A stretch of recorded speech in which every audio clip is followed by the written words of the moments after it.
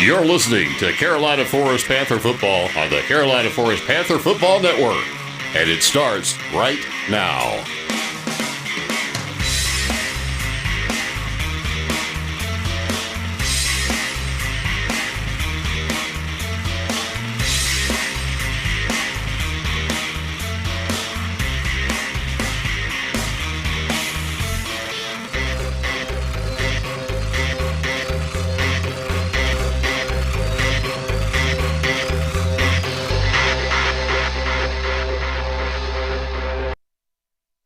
Good evening and welcome to Carolina Forest Panther Football right here on the Carolina Forest Panther Football Network.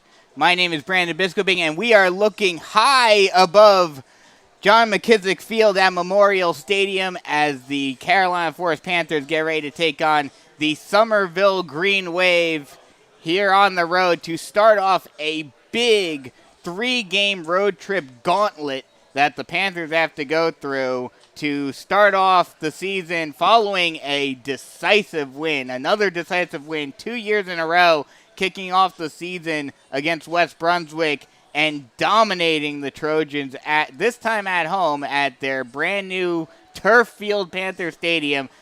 Like I said, I'm Brandon Biskobing, and joining me as usual, Preston Payne. And Preston, before we get into this game, gotta talk about last week and the utter domination by the Panthers, primarily by Scott Saylor. We talked about it during the game last week, that more 50-50 offense, more balanced offense. Scotty threw for 205 yards and 4 touchdowns, and quite the start. Actually, and in the process, was named the South Carolina Football Coaches Association 5A Lower State Offensive Player of the Week. So a dominating performance for him, and he'll look to do more tonight. Right, and another note on top of those 259 yards, 8 for 9 passing. Yeah. So he was doing it efficiently, and I think the main point was the big plays down the field. That's where I kind of wanted, like, the intermediate passing game is what it is. You can get a lot of yards from that. But when you're doing 259 on 8 passes completed, that's when you know you're having a dominant offense from your wide receivers, your offensive linemen, and you're putting the ball in the right place. And on top of that, the 4 touchdowns that he had on those 8 completions, just an absolutely dominant performance from Scotty Saylor. And the wide receiving corps looked absolutely amazing last week. But this week, now we'll talk about real quick before we get to this week. The defense was a lot better last week as well, although towards the end they were giving up some ticky-tacky points. They'll have to improve on that, but that was kind of in garbage time, so we'll let that slide. They did force 4 fumbles last week, so a big improvement on the defensive front. So on both sides of the ball, looks like this team's going to be much improved from last year. But this is now the real test because especially with Scott, like you mentioned, those deep passes, he's not going to be facing off against a lower-level North Carolina school that doesn't have secondary guys who have Division I offers. You've got on the secondary for this Summerville team, you've got cornerback Michael Jenkins, who has been offered by Fordham and Wofford, and safety Keith Elmore, who has been offered by Presbyterian. So those 2 guys, this is going to be that first big test to really see not only both is Scott ready for this and also is the offense ready for this of being that more dynamic, more balanced offense. Right, and I think this is going to be a test for, like you said, I think it's going to be more of a test for the wide receiving corps. Yeah. The wide receiving corps was just able to blow by cornerbacks for West Brunswick, and with the uptick in competition, the D1 corners on the outsides, you're going to have to look for, I think we're going to see a lot more of what we saw from Anthony last week. In the slot, a lot more. We made a note of that earlier with the play that the touchdown that he scored. He ran the out route off of the Owen Hall corner, or the post route. And I think we're going to see a lot more of Anthony Ponte in the slot today. Well, and you actually bring up an interesting point. With the strength of the back 4 for Summerville, you may see some more dink and dunk type passes trying to, use the running game to force the linebackers up. This is a 3-4 defense for Summerville. Force those 2 middle linebackers up and get them focused on the run and then throw some short and intermediate passes into the middle of the field over their heads. Right. So that may be a change in strategy this week as compared to what we saw last week when you didn't have to face off against as good of a secondary. Right. And I think, go ahead. Go ahead. No, you go ahead. Okay. Well, the other thing I was going to say is on the offensive side for the Carolina Forest defense, they have to contend with a Division I running back in Marquise Spells, who has been offered by Charleston Southern. Right. So, this is, like we talked about, this is going to be the first big test to see how much this team has improved. Right, and I think that was actually what I was going to bring. I was going to bring up the offensive side of the ball too for Summerville, how they have the not the 5-star, but the offered running back for the D1 college. Yeah.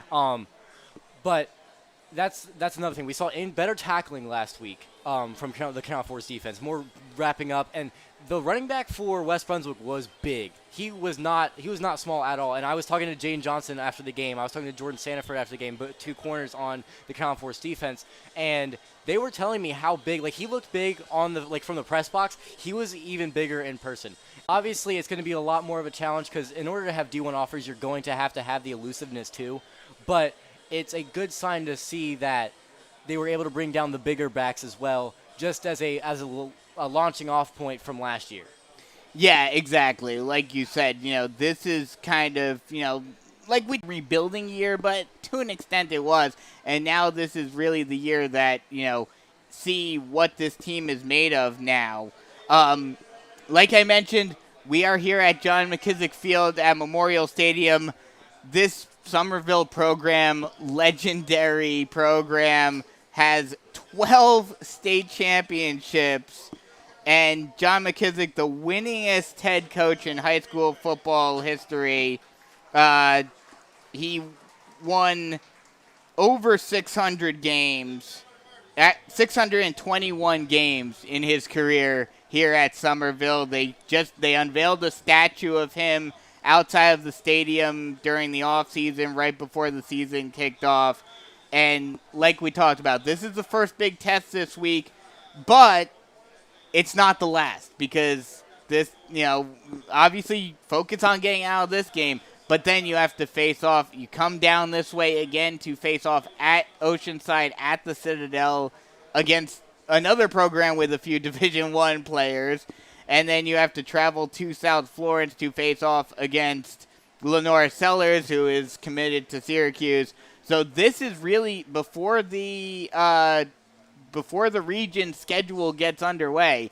These next 3 games are going to be a big test, and we will take a quick break and step aside for the national anthem and come right back with some final thoughts and kickoff right here on the Carolina Forest Panther Football Network. Switching is easy. We do it all the time. We switch on the lights. We switch TV channels. Some of us switch partners while square dancing. Well, that's a stretch. But what's not a stretch is how you can switch and save with State Farm. In fact, State Farm agent Tony McAfee, right here in Carolina Forest, can switch you over so you can start saving today. Tony and his team are ready to welcome you to the State Farm neighborhood. With Tony McAfee, it's easy to switch and save. Just give him a call. When you want the real deal, like a good neighbor, State Farm is there.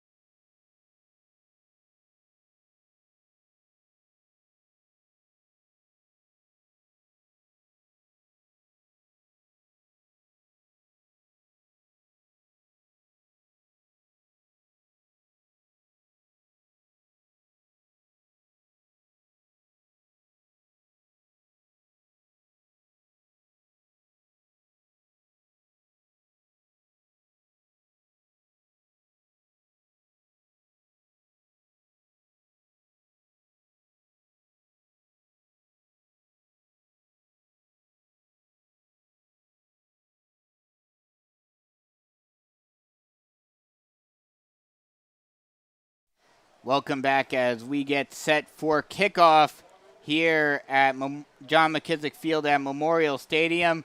And before we get to kickoff, let's get those keys to the game. Preston? I think the keys to the game are the defense holding in the running back. Just the defense in general. It's not even about holding the running, because you have to be aware of all of your surroundings. It's got to be defense first, and then I want to see how Scotty and the wide receiver core, and as I touched on it in the pregame, how they respond to this increased level of difficulty, if you will, against the Summerville cornerbacks. Yeah. I think those are the two main things. Obviously, special teams just obviously, I don't. This is why I hate keys to the game. If I'm looking at a national broadcast, I hate them because every single part of the game is important. Is important, yes. And, of course. And I don't think there's a way to individually say what are the specific keys. Obviously, I think defense comes first. I'm not necessarily a defensive guy even. It's just defense, especially I know you love yourself some offense. offense. But I think you have to look at this Panthers team and how they were last year and say you have to focus on defense first. But I think those are the two things that you have to prepare yourself for this game. One thing I forgot to mention during the pregame that I have to mention right now, Coach Morris going for a milestone tonight, going for his 150th win.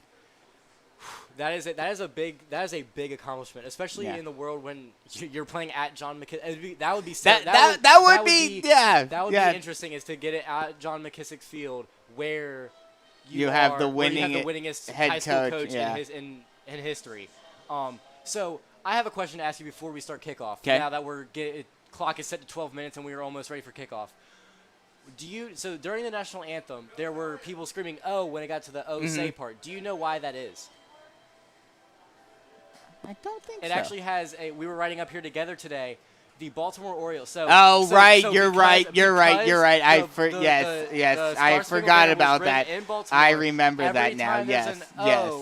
Or when they say when at Orioles games they do it. Orioles games, and everyone is adopted from people from Maryland that do it. Yeah. And I heard someone scream "Oh," and I thought it was my mom, but then I realized she was all the way on the other side. And she definitely would not have done that. So there's someone from Summerville, from Maryland. Yeah. And I just thought it was an interesting note before we start the game.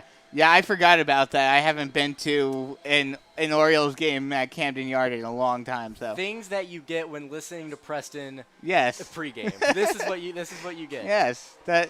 We give interesting facts here as the players are getting set to come onto the field for the coin toss. Like we talked about, this is the first big test of the season for the Panthers to see just how well they are. Kind of surprisingly, looking at some of the rankings, Carolina Forest not getting any votes yet in the media poll, but Summerville was getting votes in the media poll. But on the in-the-game power rankings, Carolina Forest is actually ranked 2 points higher than Summerville at 11 for Carolina Forest, 13 for Summerville in the 5A power rankings. These two teams, Ian Guerin mentioned it on his write-up for this game and his prediction for this game. He said that these two teams are very evenly matched and that he expects a very close game. So only time will tell if that is the case tonight, as the players are heading towards midfield and getting ready for the opening toss. And one more thing that I just know, looking at the schedule physically, one thing that I noticed, this is going to be a season of stretches. Yes. You start the season at West Brunswick at home, but then you go 3 straight on the road, 3 straight at home, and then 2 on the away, and then you finish at St. James at home, which, again, season of runs, it's kind of what we had last year often, or it's actually the exact opposite. We had win one, lose one, and you just never know how it's going to work. Yeah, and that's going to be the thing is, these 3 games, while in the grand scheme of things for playoffs and all of that, it doesn't matter. Right. In terms of confidence, this is the moment right now that gets you ready for region play. Because if the Panthers can even win 2 of the 3. Oh, yeah. That is a huge confidence boost for the Panthers going into region play. And the toss is up. Can't tell what it is, but the Panthers have won the toss. They will defer, so the Panthers will kick off.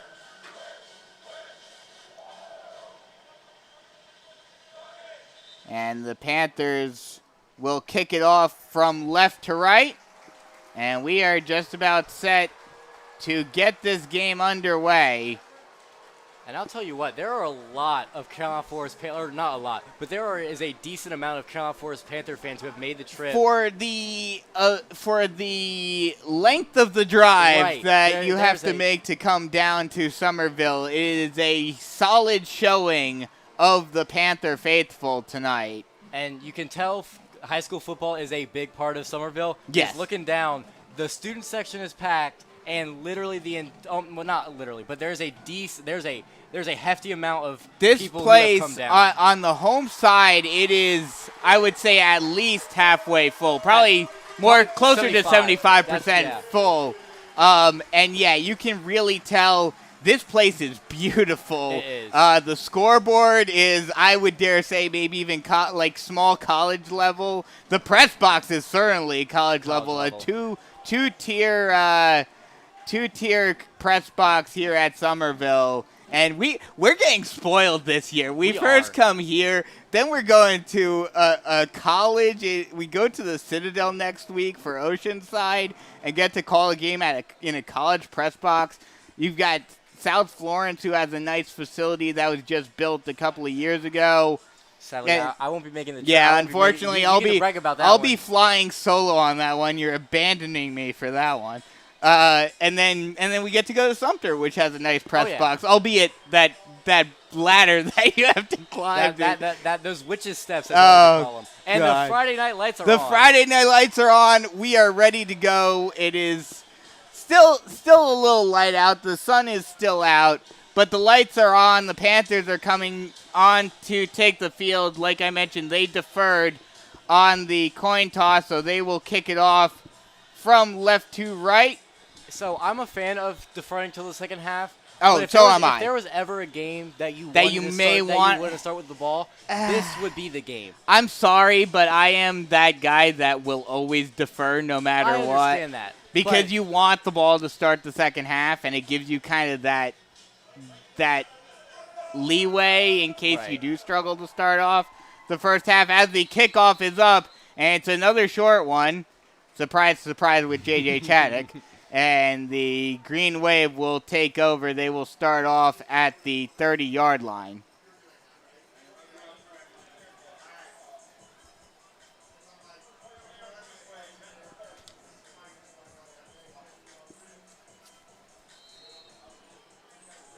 So 1st and 10, ball on the 30-yard line. Quarterback Campbell McCurry in the shotgun set. One wide on either side. He'll take it himself on the read option, and he'll just get held up right at the line of scrimmage for no gain. And it will be 2nd and 10. That was a good first down. That's a good way to settle into the game. A good first down, no rush, no gain. Meet him at the line of scrimmage. Yeah, just the front seven just closed up in front of McCurry, and he just had nowhere to go. Are they going 5 wide? Yes, looks like it. Yeah, they are. They're going 5 wide. Empty backfield for McCurry. He'll take the snap, look, screen pass, high pass is caught, and going down the far sideline, still inbounds, and stepping out at around the 50-yard line is number 23. Excuse me. I think that was Keyshawn Washington, the H-back, number 22, who made that catch. And he gets the first down and a 22-yard gain. So it's 1st and 10, ball on the Carolina Forest 48. They'll hand it off, breaking through, still on his feet, bouncing to the outside and getting taken down at around the 36-yard line is Marquise Spells. And the Green Wave are going hurry Oh, up. yeah, they're moving fast. We think we move fast. They are going hurry up offense all the way down the field. Yeah. They'll go with the shotgun set again. 2 wide on the far side as well as the H-back. They'll hand it off to Spells, this time he gets blown up at the line of scrimmage. Good job by the Panthers getting into the backfield and holding him there. And if they're gonna hone in on the run game, they have to get there immediately. Because if they're going for a pass play, that's when you're gonna have to get to the QB immediately. If they're gonna hone in on this run game. So it'll be 2nd and 10. Ball on the 36-yard line. Shotgun set, 2 wide on the near side. Snap, rolling out, looking, throwing to the near side, and it is incomplete. Thrown a little too high over the head of Quintrell Pettiford. And it will now be 3rd and 10. Number 25, I think it's Hayden Glazier. If I'm mistaken, correct me. But he had 2 hands on that ball and he grasped it a little too 25, early. yes, it is Hayden Glazier. He had 2 hands on the ball and just could not hold on with it. So it's 3rd and 10. Ball on the 36-yard line. They'll go into a shotgun set. 2 wide on the near side. Two wide on either side, actually. And this is a big 3rd down right here. You got to get off the field here. They'll take the snap, 3-step drop. The pressure is coming, and he will get taken down. He got the ball off. Oh, no, he got the ball off just in the nick of time, but a good amount of pressure. Looked like that was Tyreek Livingston and Jordan Pugh that came into the backfield, but they forced the 4th down. They only rushed 4 there. That was just the standard 4-3 defense, and they just overpowered the offensive line. And that was one of the questions. You don't see much about the offensive line in your pregame notes type thing, but it's one of those things where even if they have a good running back, you have to rely on the offensive line. The game is won and lost in the trenches as they get set to punt. Ooh. Punting it away, and a weak punt, and that ball will roll and will be downed at 21. the 21-yard line. So that's where the Panthers will start off. And I know I mentioned it mid drive or whatever, but I mentioned their fast-paced offense, and that looked like a Carolina Forest basketball game. That looked like North Myrtle Beach. You call it North Myrtle Beach games. That looked like a North Myrtle Beach basketball game. Fast-paced, hurry up the entire time, and that'll be interesting to see how the defense and offensive lines hold up because Carolina Forest defensive line is definitely not used to playing that fast. And it looked like Summerville's offensive line was not used to playing that fast with how gassed they were on that 3rd down play. Jack Scahill was the one who punted that. So shotgun set, 2 wide on the near side for the Panthers. Saylor takes a snap, hands it off to Johnson, and Johnson gets wrapped up right at the line of scrimmage. Maybe a gain of half a yard for Khalil Johnson. And I know they didn't throw the ball on that play, but Anthony Aponte was lined up like I said he would be. He's lined up in the slot away from the outside corners that are the D1 prospects. And I think that's smart on Coach Mark And I Morris's think you're part. going to see Aponte do a lot of slant routes and in routes off of that slot position. Shotgun set, 2 wide on the near side. Saylor takes a snap, looks far side, and throws it to the sideline, and it is caught by Owen Hall right at the 1st down marker. That is 3rd and a singular inch. that is 3rd and an inch from the 31-yard line. Oh, no, they'll actually give it to him. They'll give it to him. That was very, very close. So that'll be the first Tony McAfee State Farm 1st down of the game for the Panthers. Shotgun set, 2 wide on the near side. Hands it off. No. Oh, yes, they will hand it off. And Khalil Johnson still on his feet, getting out of the pile-up and bouncing it to the outside, but only able to get a yard. That was a very beautiful 1-yard gain. It was. It was a very nice 1-yard gain. It looked like he was completely stuffed at the line, but he was able to keep his feet moving and bounce it to the outside for the 1-yard gain. And on the 9:15 left to go in the 1st quarter, still scoreless. And on the Owen Hall out route with the play before, it was just that. It was an out route, and it was a quick decision by Scott Saylor, and that's kind of what you want from your QB to get settled in. Shotgun set, trips on the near side. Now Youngblood moves to the far side. Speed option for Saylor. He'll keep it himself, and he will get taken down at the 33-yard line. Oh, no, they'll actually give him up to the 34-yard line. So it'll be a gain of 3, and that'll make it 3rd and 7. And I like what Summerville's doing. They're giving subs, which gives them their guys that stay on the field a lot of time or some time to get a breather, and that's really smart from the Summerville coaching staff.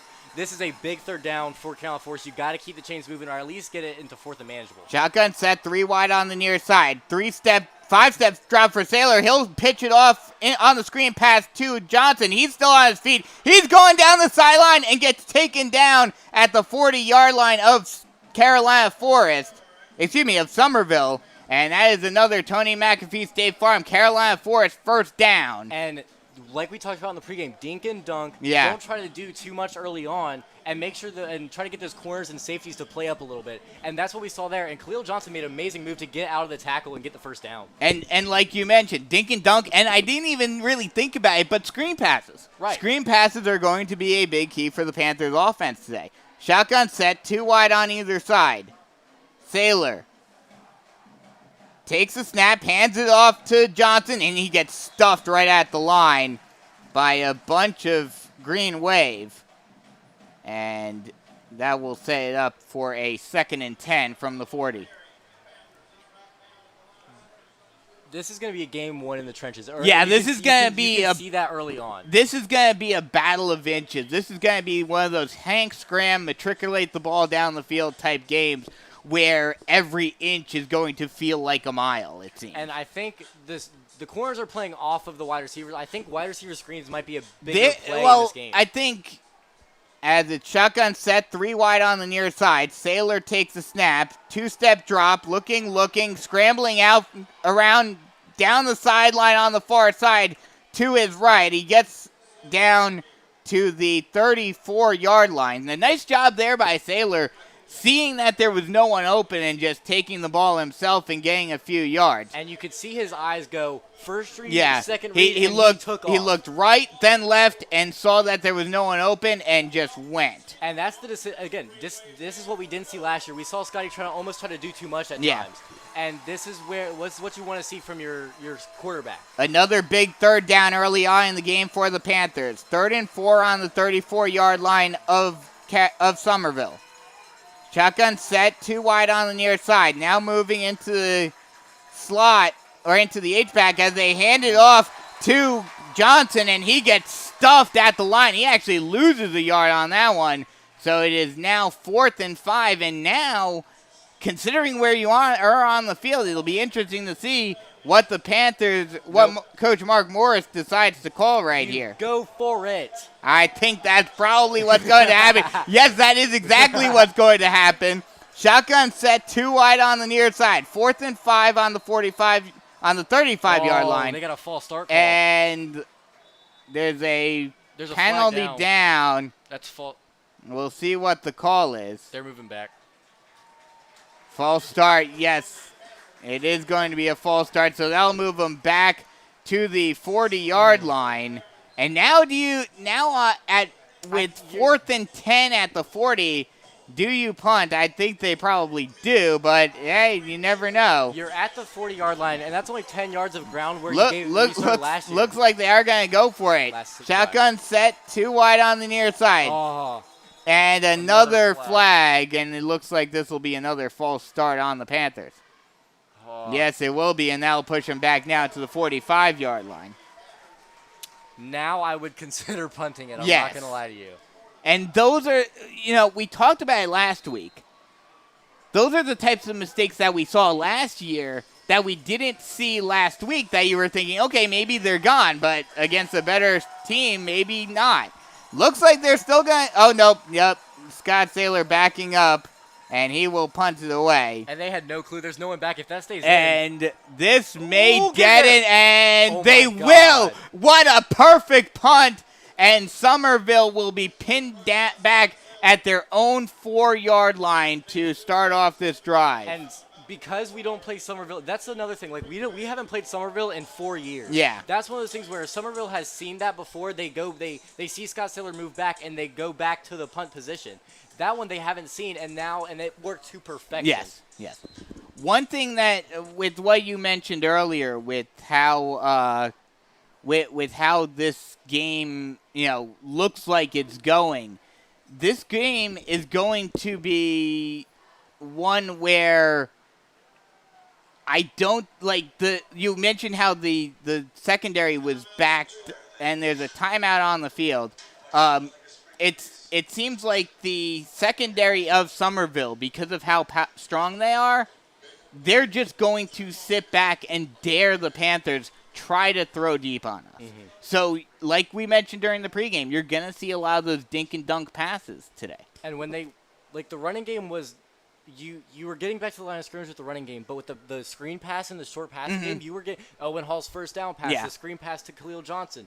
Those are the types of things that I want to see more of. And I think Coach Mark Morris is going to realize that the running game and you can use the screen game and the short passing game as a supplement to the running game. Mm-hmm. And that's a lot of things, like, people don't realize that you don't have to throw the ball 10-plus yards every single time you throw the ball. You can supplement your running game with a screen pass here and a screen pass there. Because it's basically a part of the running game. And it basically is. But if Scotty's going to see the 1-2 read and then scramble, that's exactly what you want, and you can live with that. Yeah. As Summerville comes back on the field, they are pinned deep in their own territory on their own 4-yard line.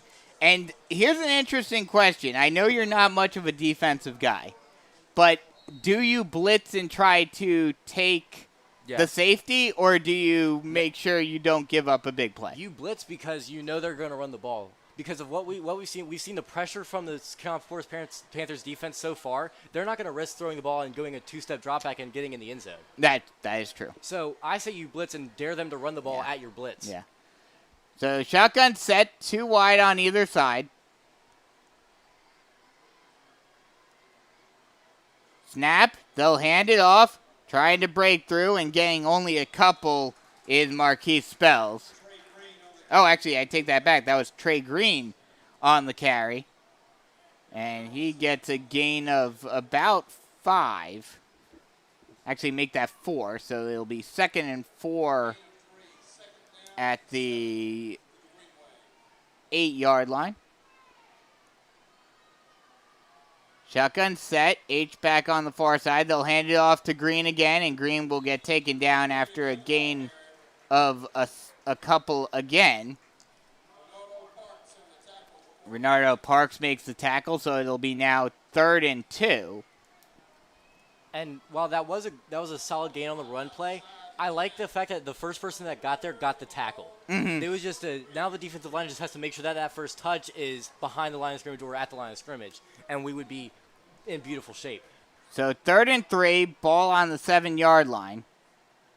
They have 4 wide on the near side. Shotgun set, empty backfield, 4 wide on the near side. Motion, now moving back. 1 running back in the backfield. They'll hand it off to him, and he'll get taken down just past the first down marker.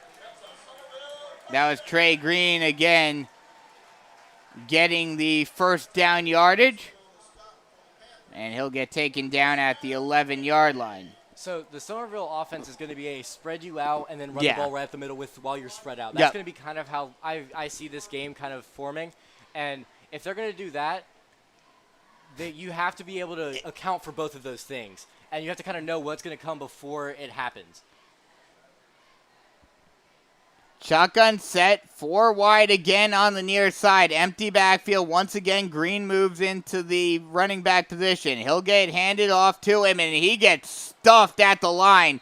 Ripped down by number 6, R.J. Williams. He gets into the backfield from the left outside linebacker position. Said his name quite a bit in this early season. And he's been impressive this year. Green was able to get back to the line of scrimmage on that one. But it's a gain of 0, so it's now 2nd and 10. And that is exactly what I said. You know that they're going to – when you see that motion to the backfield, you know what's coming. You know it's going to be a run right up the middle. You just have to be able to see that and go – and I think Williams was assigned to one of the wide receivers on the outside. I think he knew what was coming, and he blitzed the running back. And now they'll hand it off, breaking through and going for a big yards. And still on his feet, finally taken down at the 45-yard line is Yannick Smith. And that was quite the play. That one kind of snuck. That one snuck up. I didn't even realize. I thought it was a play action type play with the sweep, and he just got the sweep on from the slot and was able to break it to the outside. And you could tell Carolina Force was not ready for the outside run with the wide receiver. No, not at all. So now ball at Carolina Force 45. Snap, three-step drop, looking down the middle and catching it and making a great grab is Yannick Smith again. And that'll be enough for another Summerville first down. And after you said it looked like it was going to be just a slow running game, matriculate the ball down the field, now the passing game is getting involved for Summerville. So 1st and 10, ball on the 28-yard line. This time they will hand it off. And just blasting through the line, getting taken down for a couple of yards is Marquise Spells. And when you run the play action, that was the perfect time to run it. That was when the defense was waiting on the run up the middle, and you caught them lacking on a or on a slant route right behind the play action. And you saw the linebackers bite, and that was why he was able to fit the ball where he put it. So it'll be 2nd and either 9 or 8, 8.5 basically. Empty backfield again, 3 wide on the far side. They'll hand it off on the jet sweep to number 18, Marquise Spells again, and this time he gets taken down. There are two flags. There's one flag in the backfield and then one where the hit was made. I think. There was 2 flags thrown. So I don't know if they were for the same penalty. So we'll have to see what the flags are for. It's currently a gain of 3 by Marquez Spells. They're moving the ball backwards. So it looks probably an offensive holding. Yep, holding on the offense. So that'll push the green wave back to the Carolina Forest 33. So the second penalty must have been on Summerville as well because they would have chose either one. So, but there was definitely another flag that came in, and number 24 laid a. It might have been the same flag. It might have been. So 3rd and 15. Shotgun set, 5-step drop, getting pressure, still on his feet and able to throw it out. And it is caught. But that looks like a loss. He we'll caught it for a loss. See where they mark it. He got a gain of 1. I don't even think he got that. So I believe that was Caden Clark that made that catch. He was rolling. That was a great catch. Yeah, it was. It was again, Khalil Johnson's great 1-yard run. Yeah. That was a great no yard catch. 1-yard catch. So it'll be 3rd and 15. You actually are right. They did mark it at the line of scrimmage. So it's 3rd and 15. And you have to get off the field. We talked about Carolina Force needing to get off the field in 3rd and long. This is where you have to do it. Shotgun set, 2 wide on the far side. Snap, 5-step drop, looking, still pressured, throwing it down the middle, and it is caught. Incomplete. Oh my, that's Hayden's second. That's another Hayden Glazier was on the ball there, and it went right through his hands again. And I can't tell, the 13, I believe? Yeah, that's number 13. Oh, no, that's number 12, Quintrell Pettiford. That was the intended target. And that was almost another. And Hayden Glazier has made 2 really good reads today. Both of them have gone through his hand, but number 12 almost got to that ball, and my heart about dropped. So it's 4th and 15. And the offense is still on. It looks like they're going to go for it. Shotgun set, 2 wide on either side. Snap, 5-step drop, looking. Oh, what a tackle! What a sack! Number 46, Jonathan Tagle coming in from the defensive tackle position to make the sack and force the turnover for the Panthers. And just like that, and I said before, it doesn't matter how good your skill position players are. It doesn't matter how good your quarterback is. It doesn't matter any of that. If your offensive line cannot block for your quarterback, it does not matter. And that is 2 straight plays where they got straight through the offensive line and got either pressure or on that play a sack. And there was 2 people in that position to make a play, and that was a great play by the defense. And I said you had to get off the field on 3rd and 15, and that's exactly what they did. Well, this time 4th and 15. 4th and 15. But, yeah, so now this is a big momentum boost for the Panthers. Shotgun set, 2 wide, plus the H back on the far side. Saylor keeps himself on the speed option, but gets taken down in the backfield. That is number 20, Steve Simpkins, who comes in to make the tackle from the outside linebacker position. And that's going to be the end of the first quarter. So that'll end the first quarter, and this is something you never really say very often for the Panthers, just in general, but especially last year. We got a defensive battle on our hands. We can come right back with the second quarter still scoreless here on the Carolina Forest Panther Football Network. Switching is easy. We do it all the time. We switch on the lights. We switch TV channels. Some of us switch partners while square dancing. Well, that's a stretch. But what's not a stretch is how you can switch and save with State Farm. In fact, State Farm agent Tony McAfee, right here in Carolina Forest, can switch you over so you can start saving today. Tony and his team are ready to welcome you to the State Farm neighborhood. With Tony McAfee, it's easy to switch and save. Just give him a call. When you want the real deal, like a good neighbor, State Farm is there. Welcome back, as this is something we haven't said in a long time here at Carolina Forest. We have a scoreless ball game after 1 quarter. Still nothing. It's been a defensive struggle between these 2 teams.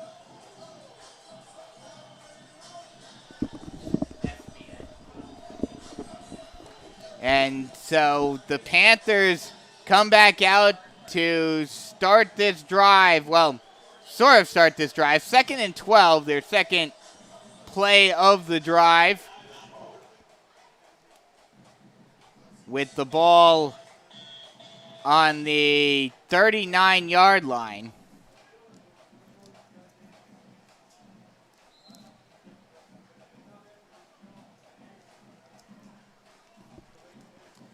So 2nd and 12, ball on the 39-yard line. Scott Saylor, shotgun set, 3 wide on the far side. He'll take the snap, looks to the far side on a screen pass, and they will say Owen Hall did not catch. They are saying he caught it, but he was with a knee down when he caught it. So luckily he was right at the line of scrimmage. So it is no gain but no loss either. So that'll set up 3rd and 12. Ball on the 39-yard line. And I wouldn't be surprised if we see a screen pass or Anthony Aponte slant route over the middle here. Shotgun set, 3 wide on the near side. Saylor looking near side, then spins around and throws it over to Owen Hall on the far side, and he gets taken down in the backfield for a loss of 3. And that will now bring up 4th and 16. Nice attempt by Saylor to confuse the defense, but it did not work whatsoever. It did not work at all, and I was right. It was a screen pass. Yeah. It just was not too. It was very well. It was a screen pass, but up. no one was there to block anyone. Yeah. It wasn't a traditional screen pass, and it looks like they're going to go for it on 4th and 16. Shotgun set.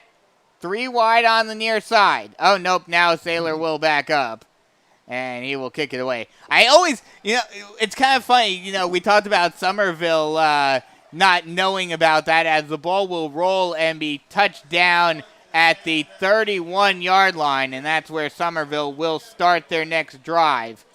But we talked about it, Summerville not being used to it. Hell, I'm still not used to it. This is my 3rd year calling games, and it still confuses me. Yeah. Summerville, just to note there, it was touchdown it was just touched by the Carolina Forest Panthers punt team, but they did have somebody back. Yes, this time they did have somebody back. They have learned their lesson. Yes. So 1st and 10, ball on the 31-yard line of Summerville to start off this drive. 10.5 left to go in the second quarter. Still scoreless. Shotgun set, 2 wide on the far side, throwing it near side, and that will be caught by Yannick Smith. And that's right at the first down marker, Right too. by the first down marker. They will give it to him, so that'll be a Summerville first down. 1st and 10, ball on the 41-yard line of Summerville. Shotgun set, 2 wide on the far side, and some motion. And we'll see. Number 25, Hayden Glazier, jumped on that one. Trying to come off the edge, and you could tell he was ready for the blitz. He had the blitz coming, and he was definitely just a little early on the snap count. So they get pushed up. It'll be 1st and 5, ball on the 46-yard line of Summerville. And I think with that, I think we see Coach Mark Morris going towards a more blitz-heavy defense. Yeah, if their offensive line can't hold the defense, then why go away from it? It looks like that's what they're doing. Shotgun set, 2 wide on the far side, throwing it near side, and it is incomplete. Trying to go for Yannick Smith again. But no dice this time. And Yannick Smith looks like his favorite target so far. Yes, yeah. So it's going to be one of those things where he's been the primary target. He was the primary target for Summerville last year as well. So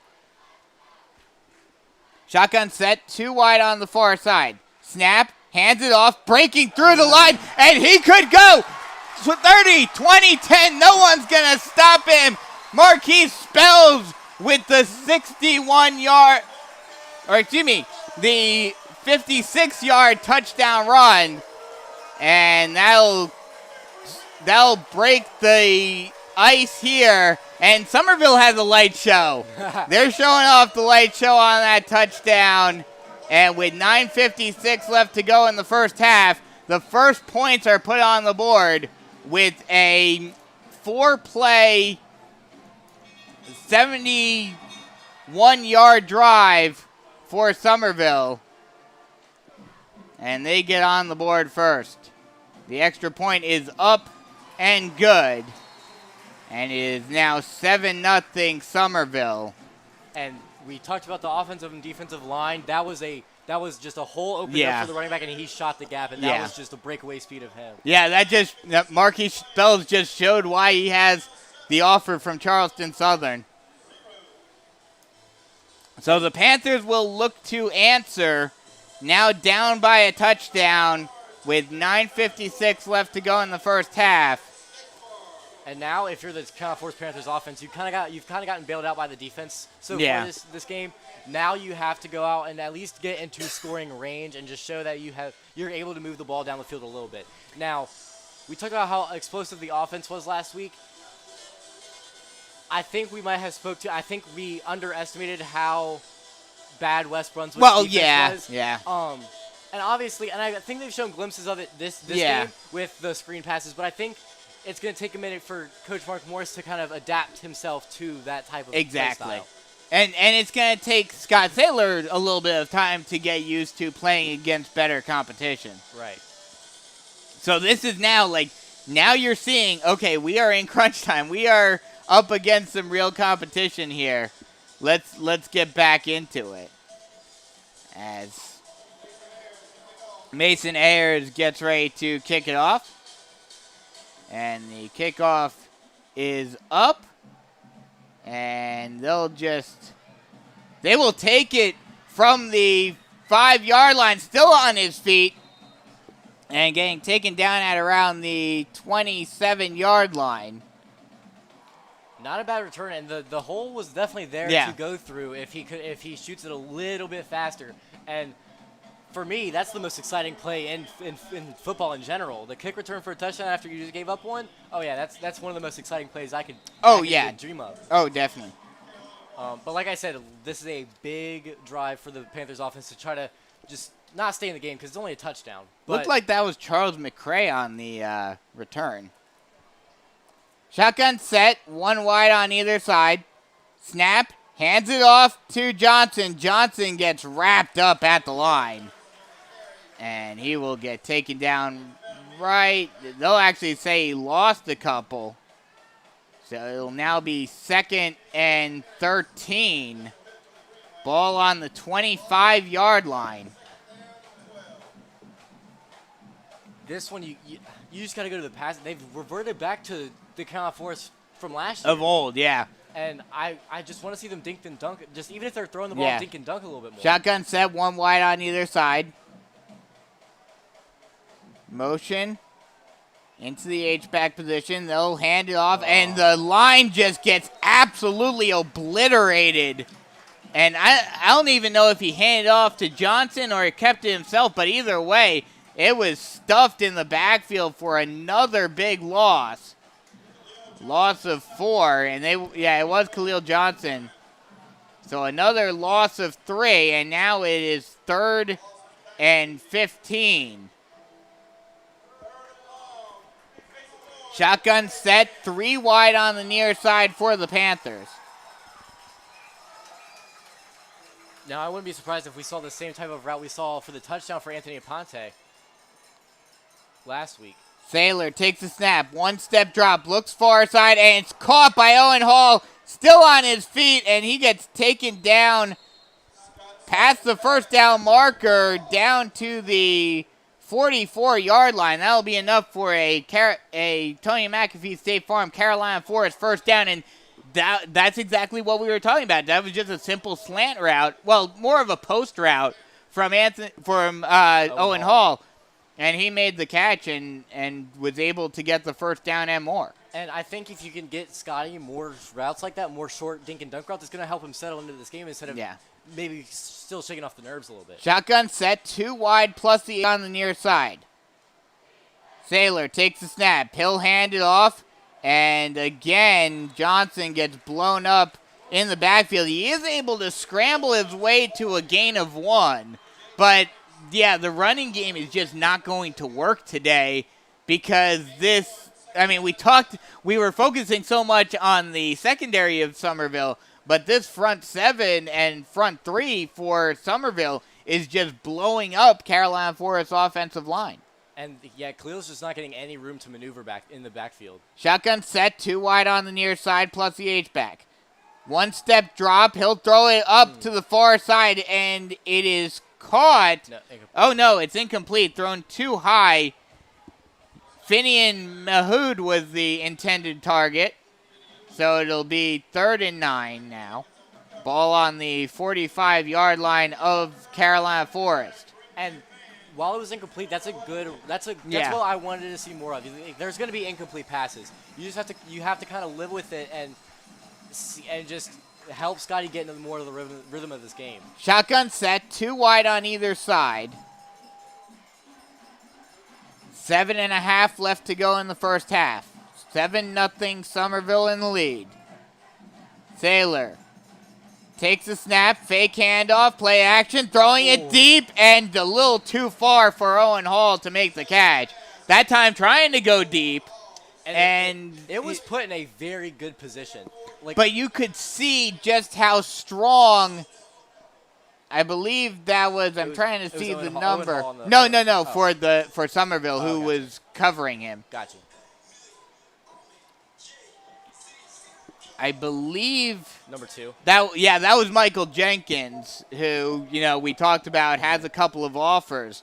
So he was right up on Owen Hall. So they will kick it away on 4th and 9. Into the stands. Not quite. But it will go out of bounds. And Summerville will take over. They're going to mark it all the way down.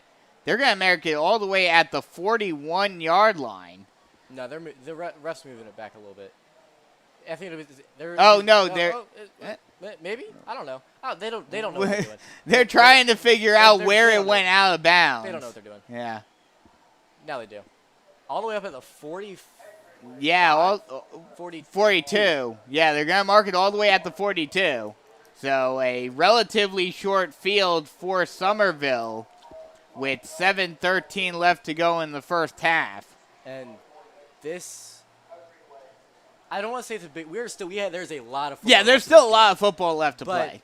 Based on what we saw last drive, you have to give the defense the defense has to win some confidence back for themselves. You have to. You can't let that. You have to have a short memory. That's where I'm trying to get at. You have to have a short. Well, we talked about that last week too. Right.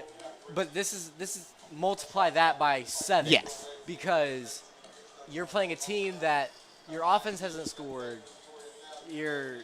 They've punted the last 2 drives, and Mark Morris already doesn't like to punt in the first place. Like, you have to be able to get a stop here, and even if you give up a few plays that are decent yards, you have to be able to walk off the field not giving up any points. Exactly. That's going to be the key. And they were doing well in the first quarter with that. Very much so. They were doing well keeping this Summerville offense contained, and now it's just a matter of having to do it again. 1st and 10, ball on the 42-yard line of Summerville to start off this drive. Shotgun set, 2 wide on the near side. McCurry takes the snap, hands it off on the jet sweep, and they're going to go flea flicker, throwing it deep and a little too far. But an interesting play. He handed it off to Yannick Smith, and he decided to throw it deep.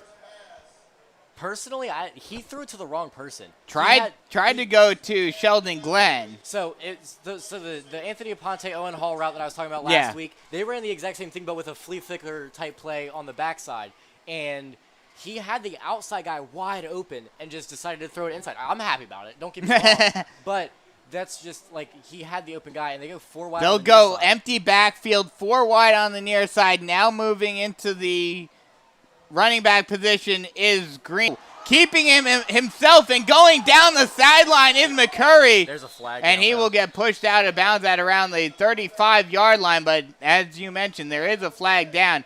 They seem to like to do that, Summerville, I've noticed. They'll set Trey Green out on the perimeter as a wide receiver and then move him into the running back position before the play. I think that tends to happen because Carolina Force has seen what we were talking about earlier. When we see that so many times, you assume that one thing is going to happen, and then running the read option off of that is beautiful. And it is going to be a holding on Summerville, so destroy that run by Green or by McCurry. And that'll push them back. So it'll be second and 7 from the 45-yard line of Summerville. They will go empty backfield for now, 3 wide on the near side, but Trey Green is set up in that slot position on the 3 wide side. So he'll probably move back to running back.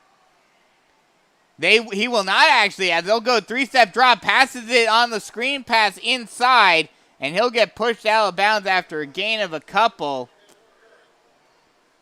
I believe, couldn't see who made that catch. I believe it was number 11, Sheldon Glenn. And it was just a little bubble screen type play, and that's how you get to the ball quickly without blockers being able to set up. And this is a big 3rd and 7 right here. If you can make them lose yards here, they might think about punting. 3rd and 7, ball on the 45-yard line. Shotgun set, 2 wide on the far side, H-back on the near side. The snap, they'll hand it off, blasting through the line, and getting wide open through again is Spells, and he will get taken down at the 26-yard line. Another big gaping hole for Marquise Spells, and another huge run for the Charleston Southern Offord. And now the offensive line is for Summerville is just opening up holes for him to run through. And they were able to wrap him up early. Shotgun set, 2 wide on the near side. They'll hand it off again up the middle. And Green comes back into the game, and he'll get a gain of about 4. Actually, make that 5.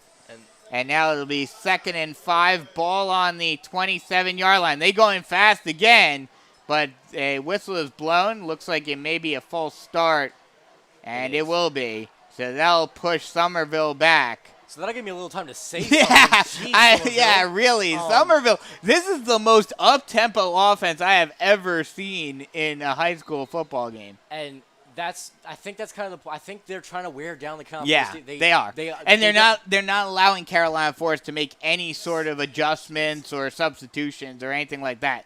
And that's really hard to make substitutions in the middle of a drive when you're getting shoved against the wall like that. So 2nd and 11, shotgun set, 2 wide on the near side. Snap, 3-step drop, looking, getting pressure, still on his feet though, and still on his feet, finally getting taken down by number 46. Oh, they're going to call a face mask. That was what the oh no was about. Yeah. That was a great rush by the Carolina Forest defense. Yeah. His hand got in the wrong place, and you got to be wary about where you're putting your hand. That was Jonathan Tagle again getting into the backfield. He's been playing very well from that nose tackle position. And like you said, face mask on Carolina Forest. But see, while yes, Spells has been able to break a couple of big runs and the defense has been having their issues, they have shown some sparks of brilliance thus far in this game. Especially the pass rush. That pass rush has been great. Shotgun set, 2 wide on the near side.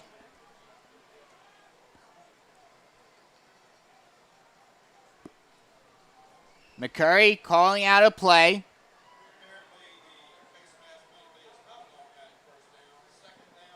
Okay. Shotgun, the snap, throwing it far side over to the sideline. Right at the first down marker is Yannick Smith, and he'll make the catch. And that will be enough for a Summerville first down. 1st and 10 ball on the 16-yard line. 4.5 left to go in the first half. 7-0 Summerville in the lead. You have to play a bend but don't break defense here, but if you're Carolina Forest. Especially in high school where field goal attempts. Right. So if you can stop them here, they may go for it on 4th down, and you could get a big stop. Right. Shotgun set, 2 wide on the near side, H-back on the far side. Snap, hands it off. Green gets through the line, and he gets stuffed at the 12-yard line. So that'll be a gain of 5. So it'll be 2nd and 5.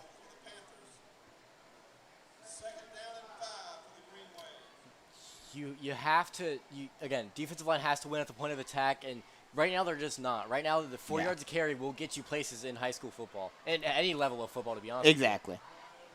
Empty backfield again, although don't be surprised if Green moves into that. Actually, they don't. Sweep. They go with the jet sweep. Smith trying to get into the end zone, and he will be held up at the 1-yard line. We'll see if they call it a touchdown. They will say he got stopped short, but it's enough for another Green Wave first down, and it's 1st and goal from the 1-yard line. And that's another play that has been working well. Quick QB sneak by Campbell McCurry, and he gets in for the end zone for another Summerville touchdown. So it's 13-0 with 3:32 left to go in the first half. And let the light show begin once again here in Summerville. So completely ignore what I said about wanting the ball first to start the game. If Carolina Forest offense can find a way to score here, they set themselves up in a great opportunity to get the ball to start the second half and score. What are you trying to say? I want to hear you say it. Brandon was right, guys. The extra point is up and good. So petty. So petty.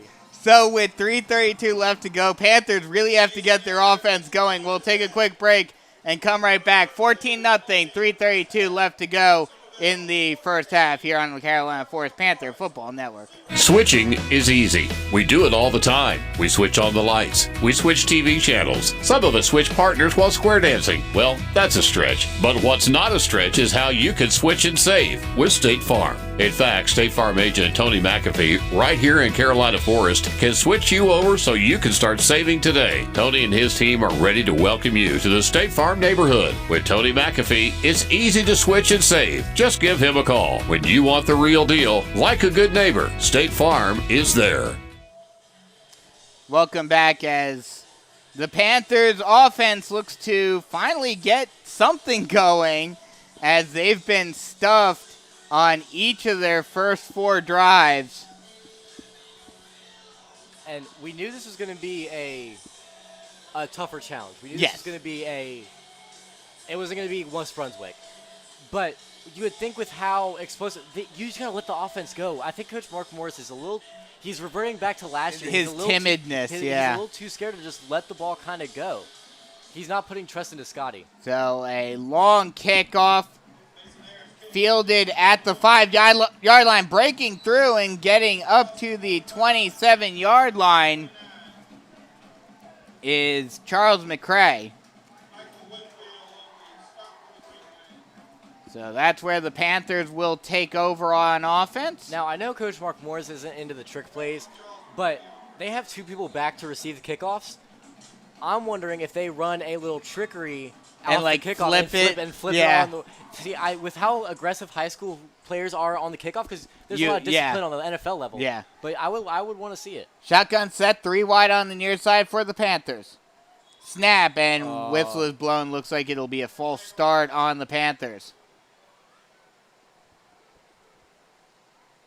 Wait to see the official ruling. Yeah, they're pushing it back, so it'll be a false start on Carolina Forest. That's not three pre-snap penalties in the first half. And Yeah, that's as many and as we they had talked last week. we talked about it last week how we thought, okay, they're getting better with the discipline on offense, but now again, and I think it's just a confidence thing for this Carolina Forest offense. Yeah. Shotgun set, 3 wide on the near side. Saylor takes the snap, hands it off to Johnson. Johnson gets a hole and will get down to the 29-yard line. That's been the best run he's had all day. I was about to say a 5-yard run is about the best he's done all day, and he got back to the original line of scrimmage. So Yeah. I think that's what it is. Actually, they marked it at the 30-yard line, so he got a little extra. Yeah.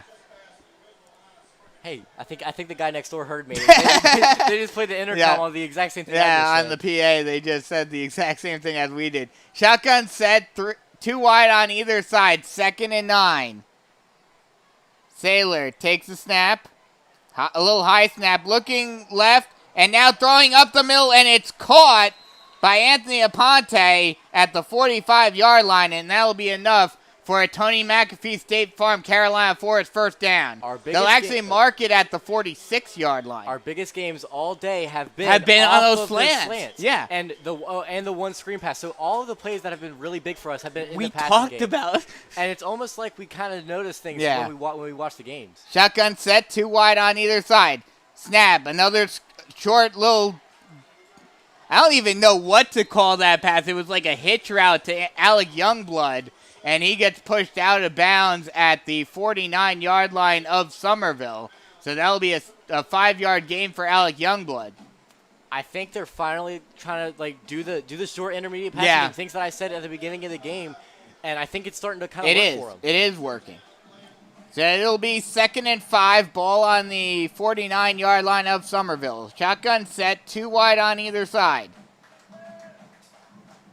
Saylor takes the snap, play action, and tried to get it to Youngblood on a post route, but Youngblood wasn't ready for the pass, and it falls incomplete, and it'll be 3rd and 5. He just, like you say, like we both said, he just was not looking for the ball at all. Well, it was just, I think Saylor went a little too fast.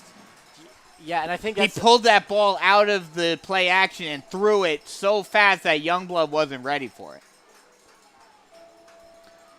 Shotgun set, 2 wide on either side. 3rd and 5, ball on Summerville's 49-yard line. Saylor takes the snap, looking left, throwing it up the middle, and a high throw is incomplete. Trying to go to Anthony Aponte. And Anthony's limping back to he got hit hard on that pass. But either way, that was a good spot for that ball. I believe that was Keith Elmore that put the hit on Aponte. So they're going to go for it on 4th down. Shotgun set, 2 wide on either side. 4th and 5. Ball on Summerville's 49-yard line. 1:50 left to go in the first half. Saylor takes the snap. No step drop, looking, and a whistle is blown, and it's going to be a full start on the Panthers. And again, like we talked about, Those penalties. And they're in the worst possible times. Yeah. First and 10, Well, starting a new drive, and fourth down and third down. Well, there were a couple on third and fourth downs, and I think what it is it's jitters. This offense is just, even though they should be, they're not confident enough in themselves to just say, hey, we've got this. We can do this. Last week they knew they could beat West Brunswick, so they had the confidence to go into this game. This is a much bigger game as they will punt it away. It's a short punt. They'll let it roll, and it will be touched down at the 18-yard line, so that's where Summerville will take over with the ball. And this is what happened last year, too, I think, to an extent. Now, last year was a much younger team, but, it's all about confidence going into these bigger time games. You're under the bright lights at a historic stadium. The pressure, I think, is getting to the Panthers. Yeah, I would tend to agree with you on that one. They just don't have the confidence that they should in themselves after last week. Shotgun set. They'll hand it off, blasting through the line and getting another huge gain. Still on his feet, and finally getting taken down at the 40-yard line is Marquise Spells. There's a flag. There is a flag. That's way after the play, too. So we'll have to see what the flag is, but Marquez Spells with another huge run. I think every one of his runs has been over 10 yards in this game. Right about that, and the refs are discussing right at the 40-yard line, and there was so little. I didn't see much on that play. After the fact, they kind of just went down, and I thought there was like just trying to make sure he was down type thing, but I didn't think there was anything maybe extravagant. A chop tackle, because I thought thought they're moving the chains up, so it's going to be on Carolina Forest. We'll see what the call is. Yeah, I think. Yeah, personal foul. I think it was like a low tackle, because the tackler for Carolina Forest went low on him. I don't know how else you're supposed to tackle somebody. I don't know either. I have but, no clue. Because you're not supposed to go low. There's just no way. So it'll be 1st and 10, ball on Carolina Forest's 45-yard line. They'll hand it off to Spells again, and this time, finally, the Panthers are able to take him down for only a gain of 4. Only is a relative term. Yes. Only implies that they had it implies we haven't given up 10-yard gains every single time. Previous. But I will say, so this is the difference between last year Carolina Forest and this year. Last year they were getting hands on runners, but they just weren't bringing them down. Yeah. The first person to touch the running back for Carolina Forest brought him down. Yeah. It's just they haven't gotten to him as fast. And I think that's the difference. And that's why it's kind of I'm taking it with a grain of salt for when we start region play. Yes. And there's not going to be there's no Division One running back for any team in the region. Yeah. So it's one of those things where you got to you take it with a grain of salt, but you also definitely see the problem with what is going on with the tackling or with the defense. Actually, I take that back. I think Sumter. Midway through, I said that I believe. I want to say Sumter Zaire Gamble is still there, and he is committed to App State. Okay, so I was wrong. Yes, I was wrong. So yes, we were both kind of wrong. But yeah. So shotgun set, 2 wide on the near side, plus the H-back. Roll out and getting some pressure. McCurry is able to get the pass off and completes it to Smith, and he gets pushed out of bounds at around the 25-yard line. They'll mark it at the 24, and that's enough for another Summerville first down with just a little over a minute left to go in the first half. Rule number 1 of defense is get near the ball, and the person that was closest to the ball in the wide receiver core was wide open. That's just a mental lack of just awareness on the field. 1st and 10, ball on the 24-yard line of Carolina Forest. Shotgun set, 2 wide on either side. And there's a referee timeout for a sub. So that's kind of surprising. I'm sure the Summerville players aren't very happy about that. I think it was an injury. 46. Okay. I believe it's Taggle. I believe it's Taggle. 46, you said? Yeah. Yeah, it is tackle, So- which is a big blow because is. he's been playing very well tonight. Play action screen pass. Nope. It was a And, handoff. oh, no, actually, he will keep it himself. Green with the carry, and he will get a gain of 5. Actually, make that 4. Whenever we get a and break in it'll be- the action, I want to hear you say it. Yeah. I was wrong. So it'll be 2nd and 6, ball on the 20-yard line with 30 seconds left to go. And a good stop by the Panthers right there on the run for a loss of 1. Oh, no, they'll actually say he got back to the line.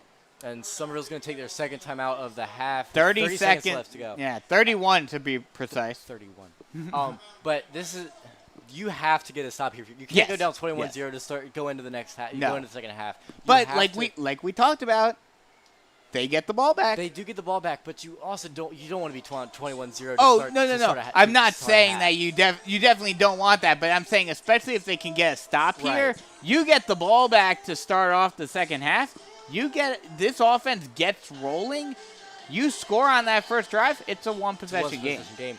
And you get your defense a little bit of confidence. You held them within the 30, and you stopped them, and now you have a little bit of within confidence. the right red, right at the you're 20, right at the red 20. zone. You're right on the red zone. Now I don't know how good of a leg Mason Ayers has, but do you potentially kick a field goal attempt if it comes down to the wire, especially with only one timeout left? I feel like I don't know that Summerville coaches enough. Yeah. I know what Mark Morris would do. Mark Morris would not kick that Would field goal. not. Well, we did see see a field goal but- attempt last week. So shotgun set, 2 wide on the far side, H back on the near side. They'll hand it off, and Spells will try to break around the edge, and he does still on his feet and finally gets pushed out of bounds at the 13-yard line. There were 2 Carolina Force defenders. I didn't see their number. There was 2 Carolina Force defenders in the area. I believe it was Davis was one and of them. he split both of them and just was able to well, pick up the first Jamori down Davis off the was bat. able to get a hand on him, but just could not bring him down. And with Spells getting out of bounds, that stops the clock with 23 seconds left to go in the first half. And at this point, you have to imagine that they're just going to hand it off to Spells with how well he's been running the ball. You would have to imagine. Shotgun set, 3 wide on the near side. They will hand it off to Spells. Spells looking for an opening, and the Panthers are actually able to bring him down. And there's another flag on the play, and based on what I could see, I think it's another face mask on Carolina Force, but Great job by Tyreek Livingston, able to stay with him and wrap him up enough to allow more Panthers to get to Spells and get the tackle. And that's exactly what happened, what didn't happen last year. I hate to break it to you, but he did it illegally. Face mask on Carolina Force. I know. For the second time now, they've made a great tackle, but had a face mask in the process. Penalties are killing the Panthers. Killing the Panthers right now, and it's unforced errors. And you hate to see it because they're actually kind of they're not playing horrible defense. Yeah, the defensive tackling has gotten better, especially from last year. But it's now you're making these dumb penalties. Shotgun set, 2 wide on the near side, low snap, throwing it up in the air, trying to get it, and it's caught but out of bounds. A great ball and a great catch by Yannick Smith, but just could not get any foot down in bounds. What a heads-up play by Jane Johnson. Yeah. There. He was the cornerback who pushed him out, and that's an IQ thing. That's That's where you are on the field. And that's a very smart play by the cornerback Jane Johnson right there. So second and goal from the 7-yard line. 9 seconds Excuse me, 2nd and 7 from the 10-yard line. And they will go for another pass. They throw it down the sideline, and it is caught by Quintrell Pettiford, but he is taken down, and Summerville. They call a timeout. No, I was about to say Summerville is forced to take a timeout. 2 seconds to go. Yeah, so here's the big question. You only have one play. do you kick it from the 10-yard line, or do you try to go for it here on third down? I think most coaches would go with the field goal, and I think I think in general that is the right decision. But with how well the run game has looked, and even the passing game at times for Summerville, I think you take the shot and just try to put a knife in the leg of Carolina Forest. Yeah. Not a dagger shot, but a knife in the Yeah. thigh of Carolina Forest right now, and try to see if you can put them away, if you will. Going for it is very high risk. Right. And here's why. Because if the Panthers are able to stop them, that swings momentum big into the Panthers' favor. And I believe they're going to set up for the field goal. Yeah, it looks like they're setting up for the field goal. They will. So it'll be Mason Ayers who will kick the field goal. It's going to be a 28-yard field goal. So 28-yard attempt. The snap is a little high, but up and good. And that'll extend the lead out to 17 as time expires on the first half. So we go into halftime with the score, Summerville 17, Carolina Forest nothing. And we will take a quick break and come back with some first half stats and analysis and get you ready for the second half here at John McKissick Field at Memorial Stadium here in Summerville, right here on the Carolina Forest Panther Football Network. Switching is easy. We do it all the time. We switch on the lights. We switch TV channels. Some of us switch partners while square dancing. Well, that's a stretch. But what's not a stretch is how you can switch and save with State Farm. In fact, State Farm agent Tony McAfee, right here in Carolina Forest, can switch you over so you can start saving today. Tony and his team are ready to welcome you to the State Farm neighborhood. With Tony McAfee, it's easy to switch and save. Just give him a call. When you want the real deal, like a good neighbor, State Farm is there.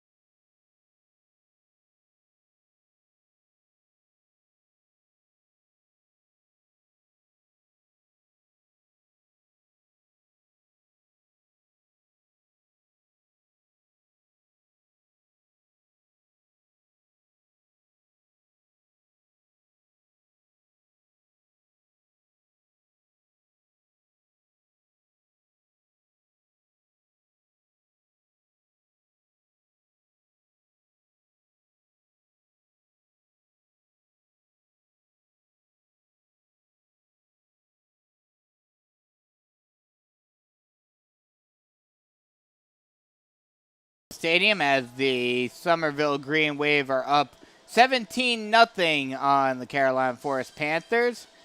And we will bring you some out-of-town scoreboard right now, real quick, for Region 5-5A. St. James currently leading I take that back. Philip Simmons leading St. James 16-14 with a minute 20 left to go in the first half. that is the latest in that game. Elsewhere at halftime, Socastee leads Silver Bluff 21-0. And we'll try to get some more updates for you guys. The other two games in the region this week are Conway at Myrtle Beach and Sumter at Ridgeview. Try to find... Sumter is tied with Ridgeview 7-7 at halftime.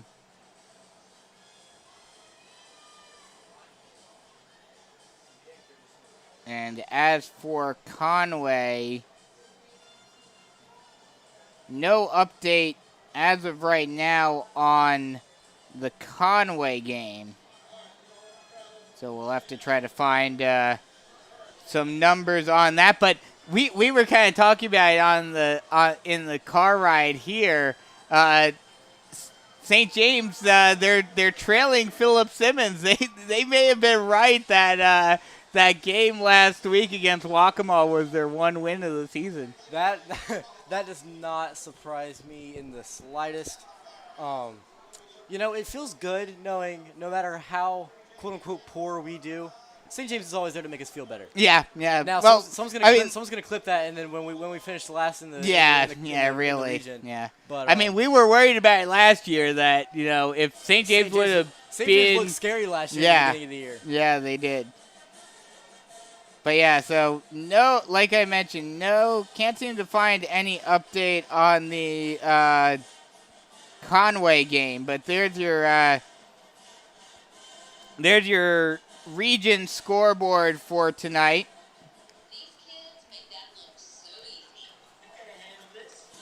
Talk about some guys that went to the next level here at Summerville with such a storied program. Unsurprisingly, quite a few guys went to the next level currently and in the past.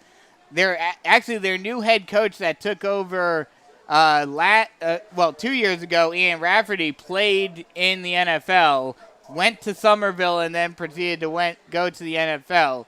So he's one of the past guys, but currently they've got 4 guys in Division I at the college level. Jonathan Bennett, quarterback at Liberty. Adam McKenna, offensive lineman at Rhode Island. Shaquan Davis, wide receiver at SC State. And Carnell Jones, defensive lineman at SC State as well. Rhode Island plays Stony Brook next Thursday, and SC State takes on UCF next week to kick off their college season. And one big NFL guy from Summerville, and you didn't even know about this until you saw it in my notes. Bengal star, now with Arizona, plays high school ball right here at Summerville High School. Arizona playing the Titans tomorrow night. Look at that. Would you like me to reenact my reaction to sing AJ? Yes, right, please. So we're gonna. I know you can't see my face or anything on the for the broadcast, but I look at it and go, "That AJ Green?" Yeah, he asked, "Is it the AJ Green?" The AJ Green, and so that was interesting. That's why I like going to these different these different high schools and stuff, because obviously I know the history of Socastee and St. James. Yeah. Sumter a little less because I don't travel out there as much, but I know the local places. But going out to Summerville, you don't I don't always come out. I'd never come. First time to Summerville. I just know about it because I learned about it, and especially when I found out we were playing here. Right. I was like, oh, this is a big deal. The winningest head coach in high school football history. All of that. This place is a beautiful facility. It really is.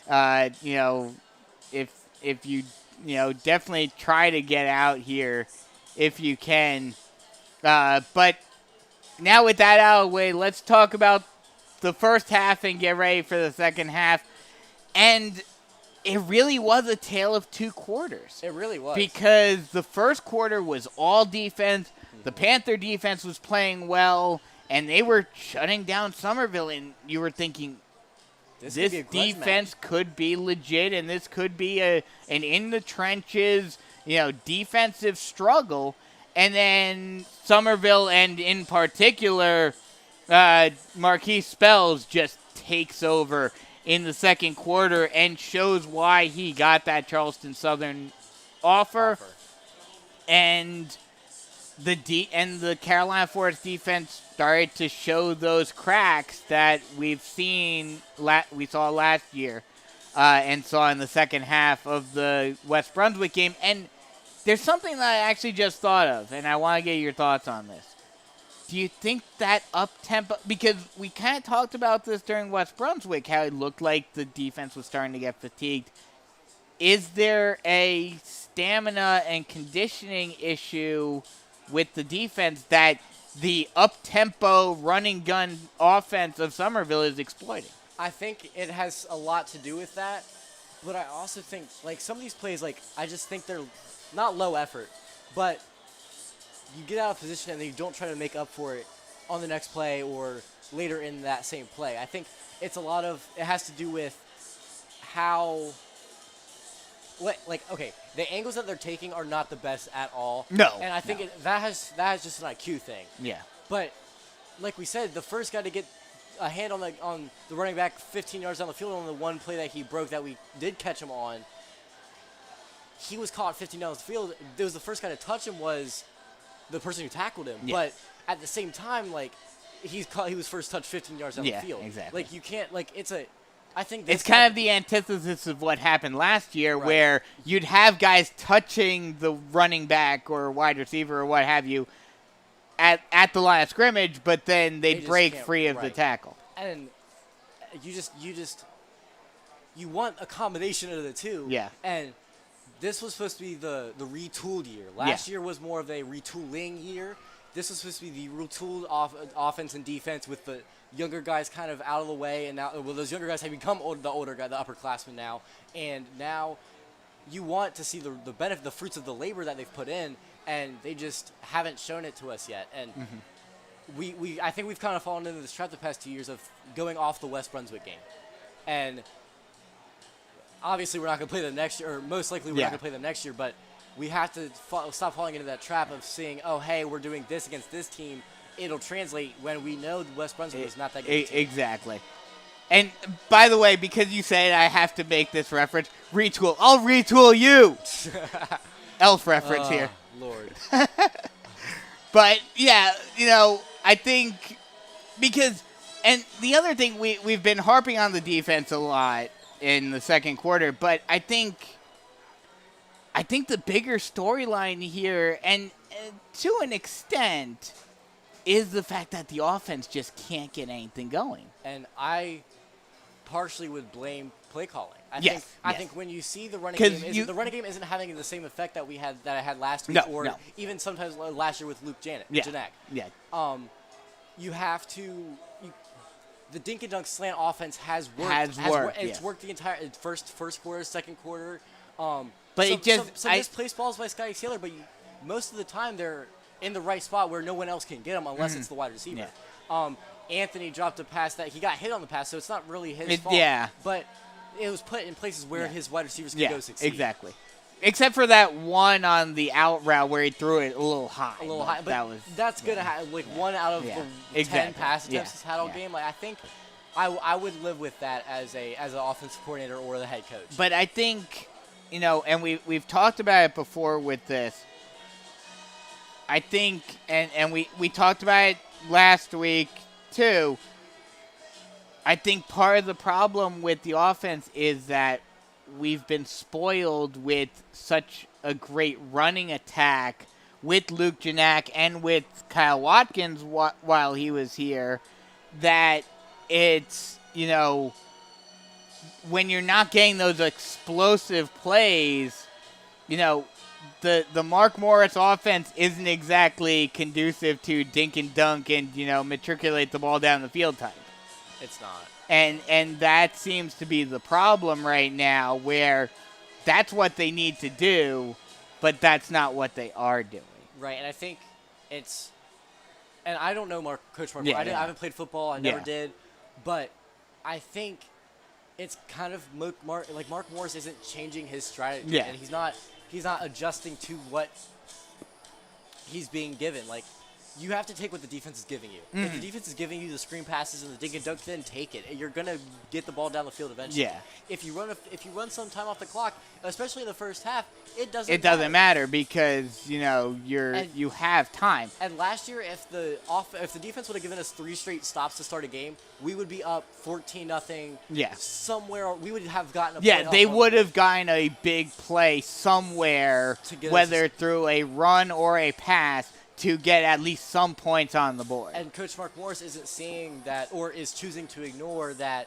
That's just not happening this season so far, or this game at least, and is choosing to ignore to change his strategy a little bit. And maybe we'll see it in the second half. Maybe that's one of the emphasis in the second half. And I think it needs to be. And it really does need to be. This first drive of the second half, with the Panthers getting the ball back to start off the second half, is really going to show, and I think will determine if the Panthers can get back into this game. And I believe you're right, as the horn goes off right on cue. So we are just about to get ready for the second half. But yeah, like we just talked about, I think the key for the Panthers going into the second half is going to be, can they change, how they play, and can they... It's not even change how they play. It's change the play call. Yes, exactly. And can they go to a more, not pass heavy, but just dink and dunk type? Yeah, offense. more passive offense. Because even on the running game isn't. You can't stray away from it because you can't be too reliant on one or the other. But the running game isn't exactly working either right now. So the only thing that has really been working offensively has been those whether it's a screen pass or a slant pass, those short routes have been what has been effective for the Panthers. Those slant routes and we mentioned Khalil Johnson's longest carry of the night was like is 4 or 5 yards. Yeah. So when that happens, you have to adjust somewhere. Like, Scotty has the longest rush of the night at, 20, 15 yards or so. And that was off of a pass that that was just a broken down play that he just took it himself. And when that's your longest run, you have to kind of realize that it's not working. You have to go somewhere else. And the drive, before the penalties killed the drive with the false start, they had 4th and 5. That is a manageable play. Yeah. And that's another thing, though. The pre-snap penalties and the because they had, 4 false starts at least? 3? I think it was 3. Oh, was it 3? But even 3 is more than 3 false starts, at least 2 offsides, and 2 face masks. Yeah. Those are killers, especially in high school football where your margin of error is already it's so small. slim, yeah. You give a team an advantage, and there's just not much you can do to come back especially from a team like Summerville that has the one. And, this is the issue that teams had against the Panthers in the last couple of years with Luke Janak, where you give an inch and he'll take a mile. And that's another thing with losing Janak, you don't have a bailout anymore. Yeah, you don't have that explosive running back that you can just hand the ball off and he'll get you at least 5 yards. Right, and you just don't have that anymore. And the offensive line wasn't great last year, but you had Janak, who was the physical running back. That's the difference. Khalil is a great running back, but he needs those holes. He needs the holes to form. So as we are just a few moments away from kickoff of the second half. Yeah, this is, and we talked about it earlier. This is the first of 3 big test games. And right now, the Panthers, I won't say they're failing. They have a 65 they're at a D. They're at a D, or maybe I'll be generous and say C- right now. And this next half is going to be what's really going to show us, okay, are these next 2 games after this one going to be painful? And I would say even if they don't come back and win this game, if they put up 14 points and only allow another 10 or 14, I would consider that a pretty big, like a step in the right direction. Not a win, obviously, but a step in a moral victory, if you will. Even though I hate that saying. Yeah. A moral victory, if you will. Looking to see if there are any updates on anything else. And the kick is off. We are underway in the second half, and it is taken down at around. It'll be a touchback. Oh, actually, the Panthers let it go, and they will take the touchback. So they will take over at the 25-yard line. And the Panthers will try to just get anything going offensively. 20-yard line. Oh, excuse me, 20-yard line. I'm so used to college and I forgot that high school still does that. And you also don't see very many touchbacks. So shotgun set, 3 wide on the far side for the Panthers at the 20-yard line, 1st and 10. Saylor takes a snap, screen pass out to Hall, and he will get wrangled out of bounds at around the 21. They'll say he got to the 21.5. So a gain of 1.5 yards. But this is what we wanted to see. Now, it wasn't very effective on that play, but that's what that's you how want. That's how they've got their yards so far. Exactly. If it doesn't work every once in a while, you don't go away from it. So it'll be 2nd and 8, ball on the 22-yard line. Shotgun set, 3 wide on the near side. A short slant pass to Alec Youngblood, high throw, but he is able to leap up and make the catch at the 28-yard line, and it will now be 3rd and 2. So they're doing what they should be doing.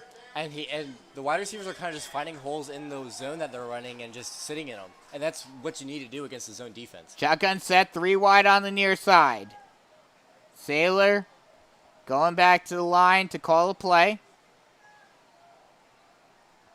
And now he sets once again.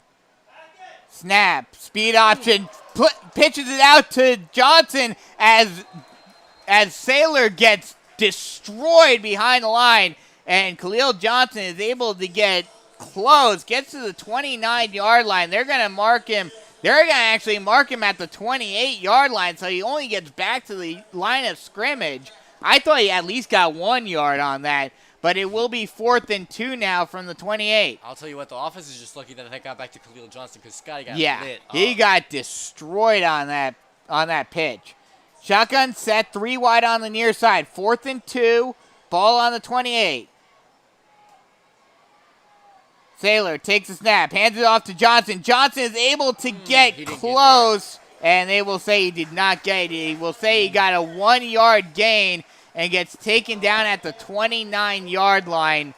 And, I mean, I'll say it time and time. Khalil's not the inside the tackles runner, though. Yeah. The speed. If you're gonna run the ball there, run the speed option. Yeah. But I don't even think you pick up 6 yards on the. You pick up 2 yards on the screen. You get 2 yards on the screen. Yeah. You get 6 on the hitch, and you don't throw the. You throw the ball straight up the middle of the next 2 plays. How does that? And I get it. The running game is not working. It's not working at all. The defensive front 7 for Summerville is just too powerful tonight. Rolling out, looking. McCurry throws it in towards the end zone, but a little too far. Trying to get it to Yannick Smith. And it'll be 2nd and 10. Ball on the 29-yard line of Carolina Forest.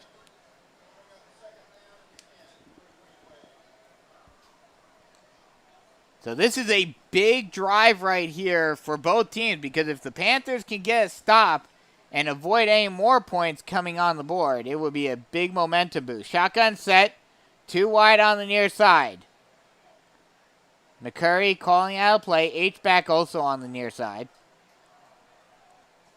Hands it off. Trying to get through the hole and getting about a gain of 5 is Spells. And that was actually they'll just say he got 3, so it'll be 3rd and 7. And if that's how the defense is going to look in the second half, I'm fine that's with okay. That. That's fine. You can give up 3 yards every 2 plays. That's great. But now it's 3rd and 7. You have the advantage. Now you have to go seize the advantage. And simmering down Marquez Spells is going to be a big key. So 3rd and 7, ball on the 26-yard line. Shotgun set, 2 wide on either side. They'll hand it off to Spells again. Spells trying to break through, still on his feet, and he gets up to close to the first down marker. They're going to mark it down at the 19-yard line. It looks like he just got enough for the first down. And yes, it is marked. It is indicated that it is a first down. So it's 1st and 10, ball on the 19-yard line. The Green Wave in the red zone again already. And a little over 9 minutes left to go in the third quarter. Shotgun set, 2 wide on the far side. Snap, they'll hand it off to Spells again. Spells will just blast through the line. He gets stood up at around the 16-yard line. So that's a gain of 3 for Spells. And what's not helping this defense is the fact that the offense was not on the field for very long, and that gives them very little time to stop. Yeah, we talked about the stamina earlier. Right. On top of the hurry-up offense that Summerville is already running, they're not off the field for very long to catch their breath. So it'll be 2nd and 7. Ball on the 16-yard line. Shotgun set, 2 wide on the near side. Snap. They'll fake handoff. Tried to throw it into the end zone, but threw it high over the head of Smith. And it will be now 3rd and 7. A good play action there. I thought Trey Green had it at first. Yeah. Especially with how much they've been running it with him. And that's exactly why you run the play action right there. If you show somebody a run enough times, you look to play the play action. So it'll be 3rd and 7. Ball on the 16-yard line.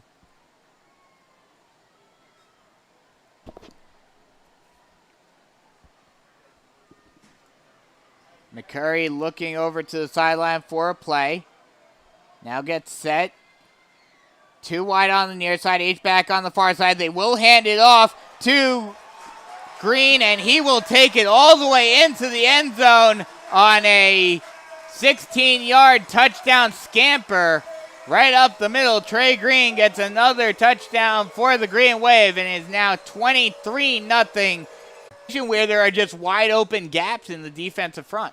Run right up the middle, and there's just, I mean, there is definitely something you can do about that, but they haven't found the answer for it so far today, and this. Yes, it is. As Mason Ayers comes onto the field to kick the extra point.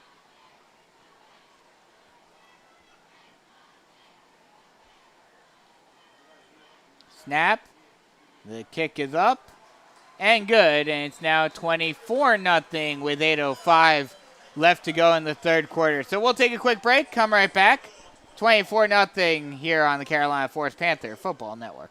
Switching is easy. We do it all the time. We switch on the lights. We switch TV channels. Some of us switch partners while square dancing. Well, that's a stretch. But what's not a stretch is how you can switch and save with State Farm. In fact, State Farm agent Tony McAfee, right here in Carolina Forest, can switch you over so you can start saving today. Tony and his team are ready to welcome you to the State Farm neighborhood. With Tony McAfee, it's easy to switch and save. Just give him a call. When you want the real deal, like a good neighbor, State Farm is there. 24-0 Panthers trail Summerville here at John McKissick Field. And at this point, it's not completely over, but at this point, the Panthers just need to get some moral victories at this point. Yeah. And especially the offense, because getting shut out would not be very good. The last time they got shut out was 2017, I believe. Let's see. Yes, it was. Hoggard. Yep. 2017, 21-0. And as the kickoff is up, he's going to catch it at the 15-yard line, brings it out, going to his left, and makes a guy miss and gets stopped very shortly after at the 22-yard line. They're going to actually mark him at the 20. You were right. Oh, no, they are going to push it up now. Preston, you were right. But it's going to be hard to look back at this game and say we did that really, really well. Yeah. I think the only thing you can pass rush is the pass rush. Pass rush and the defense just in general in the first quarter. In the first, if you stop this game in the first quarter, you would think this game was 7-0. Shotgun set, 3 wide on the near side. Sailor takes a step, looking left, now looking right, throws it high, and it's picked off and moving and going down the sideline, and he'll take it to the house. A pick 6 for number 15, Keith Elmore, the Presbyterian offered safety. He jumped that pass, trying to get it to Youngblood, and he takes it to the house, and it is now 30-0. Yeah, that's just an outstanding. If he's going to throw that ball, there's nowhere else you can really put it. He tried to get it over the defender. That defender just jumped out the stadium. And see, that's the problem. We talked about wanting to use the slants and everything, but that's the issue of being too reliant on one particular route. Is that then the defense is prepared for it, and you saw it right there. Elmore was right there. He was playing up, and he knew that the slant route was coming, and he jumped that pass and took it to the house. And that's the first true mistake Scotty has made all year this year so far. And I don't even know. I think it was more of a mistake, not so much in terms of the pass, but a mistake in terms of not reading the defense properly. And I think that's the difference today between the Summerville and the teams in general. The offense for Summerville has made adjustments and gone more to the run game because they realized the pass game was not working because our pass defense is pretty good. Yeah. The Carolina Forest defense has not made an adjustment to the increased run game. I haven't seen a stack box. They're still going 4-3 and just hoping that works. This is just not. The extra point is up and good, and that'll extend lead out to 31-0 with 7:45 left to go in the third quarter. And how much do you blame coaching and how much do you blame individual player? Because I guarantee you on that Summerville sideline, they're telling him, hey, watch the slant route because that's all they've been running in terms of middle of the field. I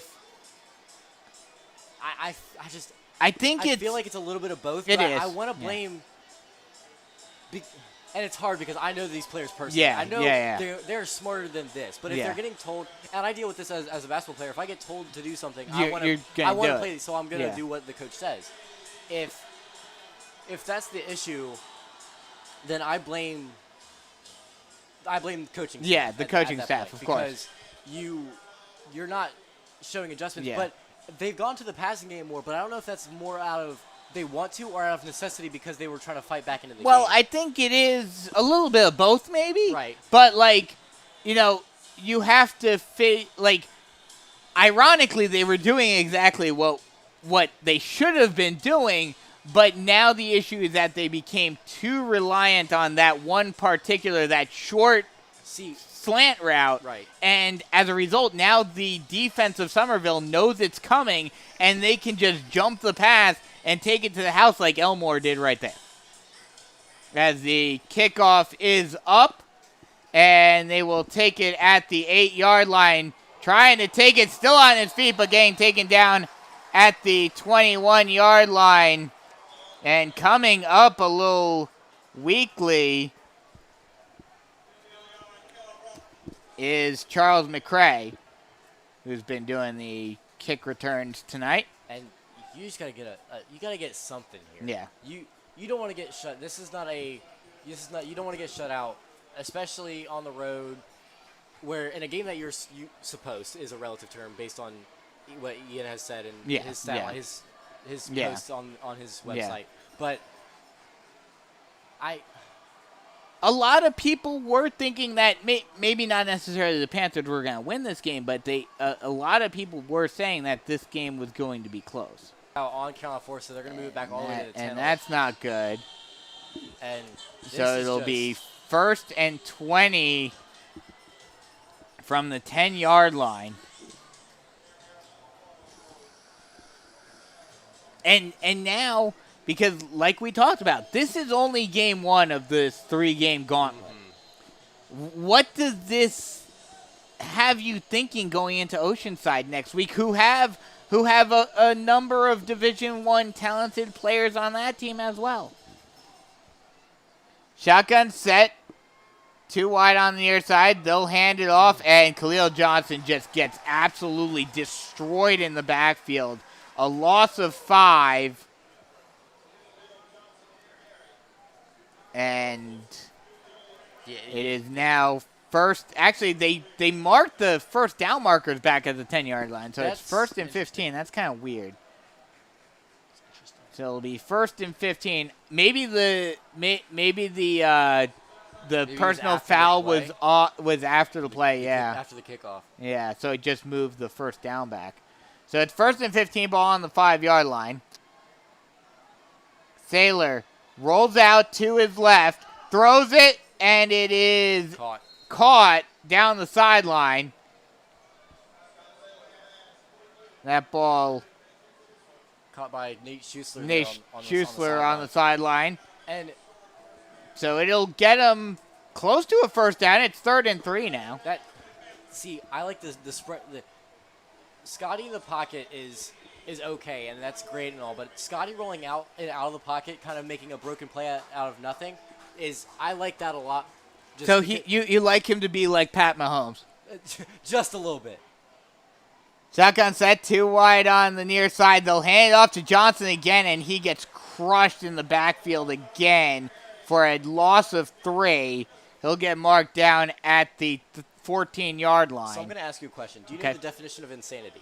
Yes. What is it? Doing the same thing over and over again, expecting different results. And that's exactly what the Panthers are doing. The second drive in a row that they're, well, not in a row, but the second drive that they've had 3rd and short and have now run it on 3rd down for no gain or less than no gain. They're going to go for it again. Oh, no, they're going to punt it. And Saylor punts it, and that ball is a very short punt that bounces out of bounds at the 41-yard line. So another short field for Summerville with a little over 6 minutes left to go in the 3rd quarter. And, I mean, with how this off, we're getting closer and closer to potentially seeing that first shutout in 5 years. That's just one of those things where I think the coaching just needs to open up the playbook at some point. At some point, you have to realize that 3rd and 3, Khalil Johnson running up the middle is not going to work. Yeah, but at the same time, as we saw on the previous drive, right, those slant route, you need to figure out more routes for receivers to run than just a simple slant route where the safety is going to be able to jump into the pass because he knows it's coming. And if there's going to be if Coach Mark Morris can't figure out how to figure that, how to do that, how to figure out how to get Scotty in the passing game working without running slants the entire game, then shoot, I could go down there and that's a joke, obviously, because of how much success he's had here. Yeah. But at the same time, I play Madden that's my football coaching experience, but I know that you can't run the same play 24/7. And see. And, the thing about it, though, is that, the last 2 years, like we talked about, he had Luke Janak who could just run it no matter what, and you had that strength as that ball is taken, and I believe that was Trey Green who carried that one, and he gets a gain of about 5. Oh, excuse me, 9, and it'll be 2nd and short. Ball on the 32-yard line. But, like we were talking about, he had Luke Janak for the last couple of years. And prior to that, he had, Mason Garcia. He had a bunch of Division I caliber athletes, as taking it down and dragging a couple of Panthers down to the 26-yard line is Marquez Spells. That one looked like numbers. Was that Spells? Oh no, it's number 6. Ashton Allen Hawkins is coming in. Summerville is saying, hey, we've won this game, as Allen Hawkins takes it down the sideline and takes it down to the 14-yard line and just short of another first down. Oh no, they're actually going to move the chains. It will be another first down. I think if this doesn't show anything else, it shows that it wasn't necessarily the running back. It wasn't Marquez Spells. Yeah. It was or Marquez Spells. It was the offensive line winning at the point of attack. Yeah. And Carolina Forest defense just not being able to do anything about it. And Summerville is just now running it down the throat of Carolina Forest. They hand it off to Allen Hawkins, and he takes it down. He's bursting a hole in the Panthers defense like the Hawkins lab bursted a hole into the upside down. I had to. I said that if he got in the game since his last name was Hawkins, I had to do it. They'll hand it off to Hawkins, and he will try to get through the line. Gets taken down at around the 5-yard line. Oh, Lord. I after that comment, I think you can do color commentary as well. But just, again, like you said, just running them right up the middle, there's nothing that Carolina Forest defense has been able to do all game about it.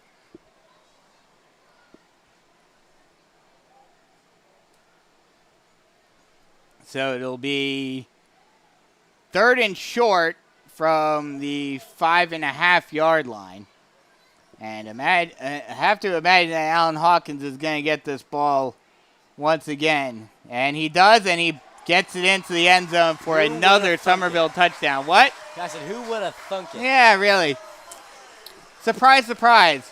So with 3:37 left to go in the third quarter, it's now 37-0. And now not only do you have to consider this game getting into, first shutout loss. Switching is easy. Not only do you have to anticipate, first shutout loss in 5 years, but also the largest loss in Carolina, or one of the largest losses in Carolina Forest history. The fifth largest is 51. So as the kick was up and good, yes. There is a game going on outside of us in the press box. But yeah, I think you gave us a preview of what we were getting ready to do, with the technical difficulties, what we were about to go.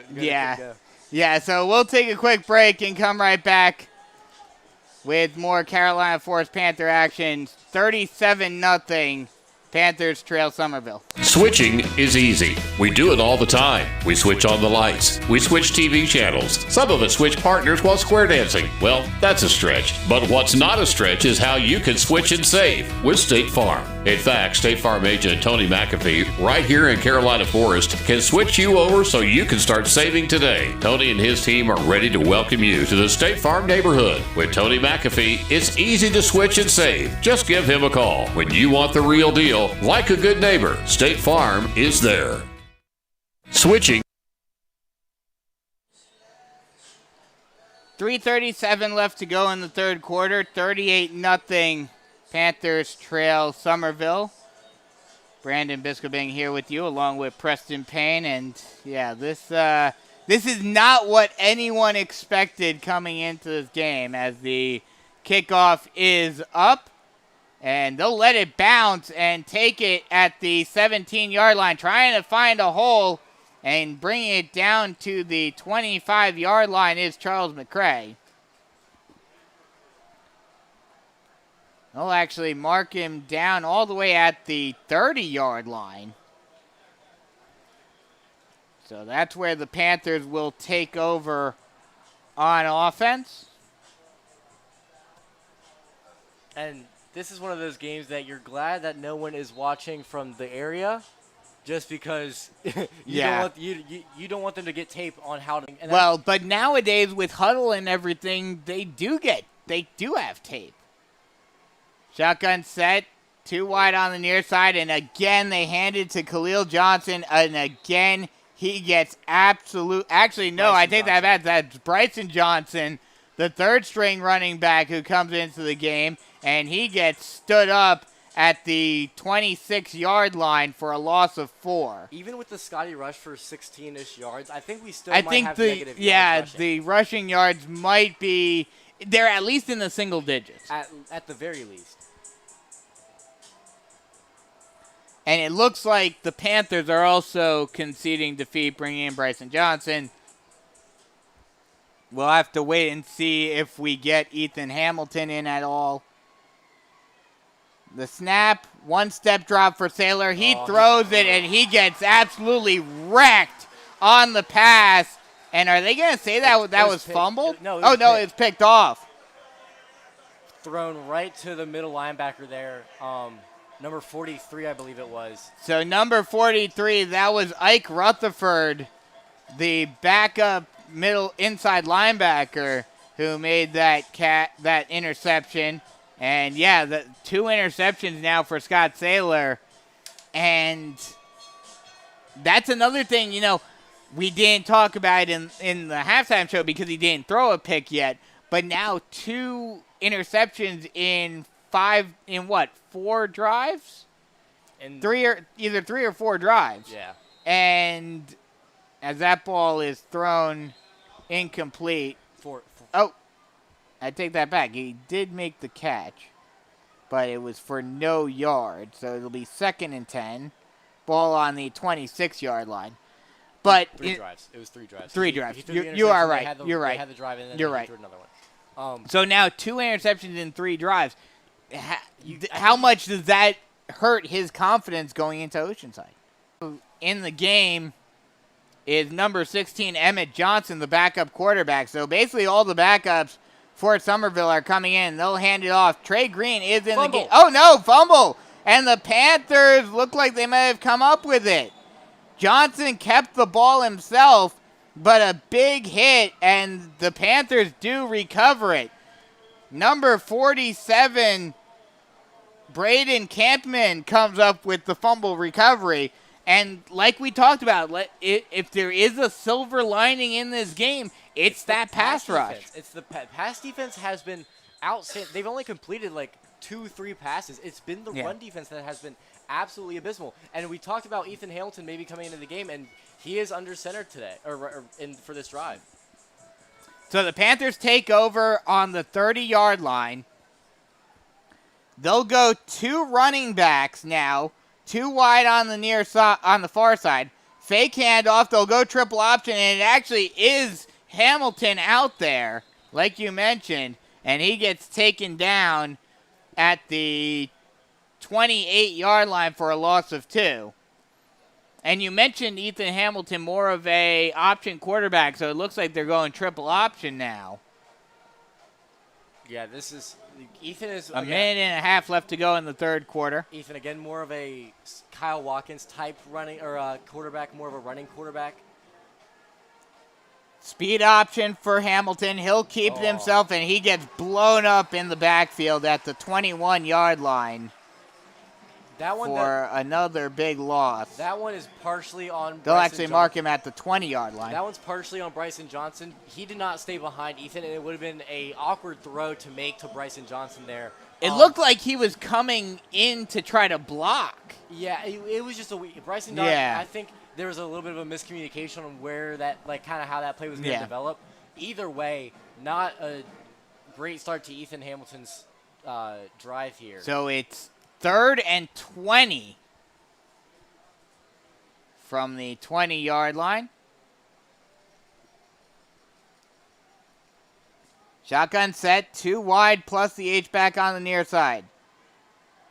Hamilton takes the snap. He'll throw it deep, and it is thrown too far. There's going to be a pass trying to get it to Nathan Schuessler, but Nate Schuessler was trying to come out of his break on that play, and there's 2 flags right where that happened. And now I know it's early in the season and whatnot, and Summerville is a good team. They were receiving votes in the media poll and all of that. But does the offense, the way the offense is run and the offensive woes that they've had in certain games, does that hurt Scott Saylor's outlook for potentially getting offers? And I think that's kind of the big factor as to why you take him out right now. Yeah. You take him out now because you don't want him to make any more mistakes and I really don't think those 2 interceptions were. The first one was probably his fault. Yeah. The second one he just got hit on. He had to get rid of it. Screen pass, out, caught, and taken down at around the 40-yard line. It's out. Maybe the last play of the drive. If they even. Oh, the clock is stopped. They gave him the first down. So they'll give him the first down right at the marker. So they'll stop the clock to allow the chains to move.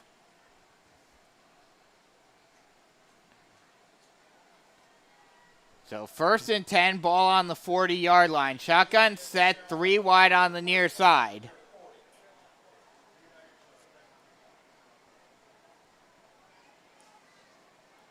Snap, fake handoff. Hamilton will keep it himself, and he'll get stood up at the 42-yard line, and that'll be the last play of the third quarter. So we'll take a quick break and come right back for the final quarter of play. 38-0. Summerville in the lead here on the Carolina Forest Panther Football Network. Switching is easy. We do it all the time. We switch on the lights. We switch TV channels. Some of us switch partners while square dancing. Well, that's a stretch. But what's not a stretch is how you can switch and save with State Farm. In fact, State Farm agent Tony McAfee, right here in Carolina Forest, can switch you over so you can start saving today. Tony and his team are ready to welcome you to the State Farm neighborhood. With Tony McAfee, it's easy to switch and save. Just give him a call. When you want the real deal, like a good neighbor, State Farm is there. Welcome back as we get set to start the fourth quarter, and with this game being a blowout and, to give my partner some reps, take it away, Preston. Yeah, I'm going to be the play-by-play, and Brandon, I'll treat you how you treat me and give you no time to say anything. No, I'm just joking. But like we said, if there's any pluses or takeaways we can take from this that are positive, that the pass defense has looked good. If they can make offenses throw the ball, we will be perfectly fine. It's just going to be getting the defense of Carolina Forest to that point, as both teams. For our thoughts on the pass defense getting better and everything, and the pass rush getting better, is going to be in 2 weeks when you're not going to be here. You're going to leave me all alone against South Florence and Lenora Sellers. Right, and that's going to be a big task as trying to keep him from having a huge game. Yeah. Carolina Forest in the shotgun set, 3 on the far side, 1 on the near side. Everyone's still looking to the sideline for a play call. Ethan checks the wristband as he sets up. Bryson Johnson on the far side on the right of Ethan Hamilton. Ethan with the snap, play action. 3-step drop. He's rolling to his right. He's scrambling around the pocket. He's going to take it himself. No, he's going to throw it. And Owen Hall makes the catch at the 4. Oh, never mind. I take that back. He dropped it at the 45. He was the intended target. Ethan looked like he was going to scramble for a second and then made a last-second decision. It was a good play by both Ethan Hamilton and Owen Hall. Owen Hall noticed that Hamilton was under pressure and came back, was wide open on the near side of the hash marks, but could not hang on to the pass. Yeah. Same formation. Ethan going to the line, make sure everyone knows the play call. Just like one of those things where scramble drills, that's something they work on in practice, and he utilized it there. Ethan in the shotgun, Bryson Johnson to his right. Taking the snap. Play action, read option again. He's going to take it up the middle. He's going to get at the gap, and he's going to go down at the 49-yard line of Summerville. That'll be enough for a Carolina Forest Tony McAfee first down. There you go. That's the second longest run we've seen all game. Yeah. And Ethan Hamilton, more of that scrambling quarterback that we saw. Kyle Watkins, kind of that esque of quarterback, more fits into Mark Morris's scheme a little bit more. Yeah, and you notice, the offense, I don't want to say it runs more smoothly, but it kind of does with Ethan Hamilton because of how Mark Morris likes to run more of a read option type game. I would have to see how he does against the first string defense, though. True. I get that. No, I agree with that. Carolina Forest with 2 on the near side, 1 on the far side, with Bryson Johnson to his left. Ethan in the shotgun. Motion, wide receiver from the far side into the halfback position. Snap. Handoff, and Bryson Johnson just got blown up in the backfield. Again, that defensive line, I think that was either, I think it was Jacob Cotterell that got into the backfield, and they're just blowing it up. Like that defensive front just finds holes, and no matter what. But I think that's why a read option type game might have worked a little better. They knew earlier on in the game that Khalil Johnson was going to get the ball. Yeah. Ethan in the shotgun set. He's going to take the snap. It's going to be a speed option, and he's going to have nowhere to go. He's going to break out of the tackle, though. He's going to reverse field and just try to make something out of nothing, and he's not going to be able to, as he's going to get taken down at the 32-yard line. Number 42 on the tackle. Number 42. Omarion Tucker on the play, and there was a wave, if you will, of Summerville it was that green wave around him, and Ethan tried to make a lot of something into nothing, and ended up, I think, making it worse for himself. And that's just the IQ part. That's just him not being in the game as much and just knowing when to go down. But also at the same time, you like seeing a quarterback that wants to, try to expand the play. Right, and there was a flag on the near side down around the 38-yard line. So the refs are convening at the 30 right now. We'll see where that goes. But I think where Ethan might have this the script. I think Ethan fits more into the Mark Morris offense. Mm-hmm. But I think Scotty, I think Scotty is better at what he does than what Ethan. What he does. And obviously, this first string and second string are 2 completely different things. Yeah. But you have to kind of take what you can and see if the scheme fit, I think, is more important at the high school level than anything. That's going to be a block in the back on Carolina Forest, so that'll send them back even farther than where they were at to start. And now it's going to be one of those things where, why are they moving it forward? I wasn't wrong. They pointed block in the back towards Carolina Forest, yet then they moved the ball forward. There must have been another penalty after the fact or something along those lines. But I didn't see the ref indicate. Either way, it's going to be 3rd and 9 from the 33-yard line, or the 43-yard line, excuse me. And this... I don't want to say it's a big drive because I think it's big for. I think it's big for the future. You missed 10 yards, by the way. You said 3rd and 9. It's 3rd and 19.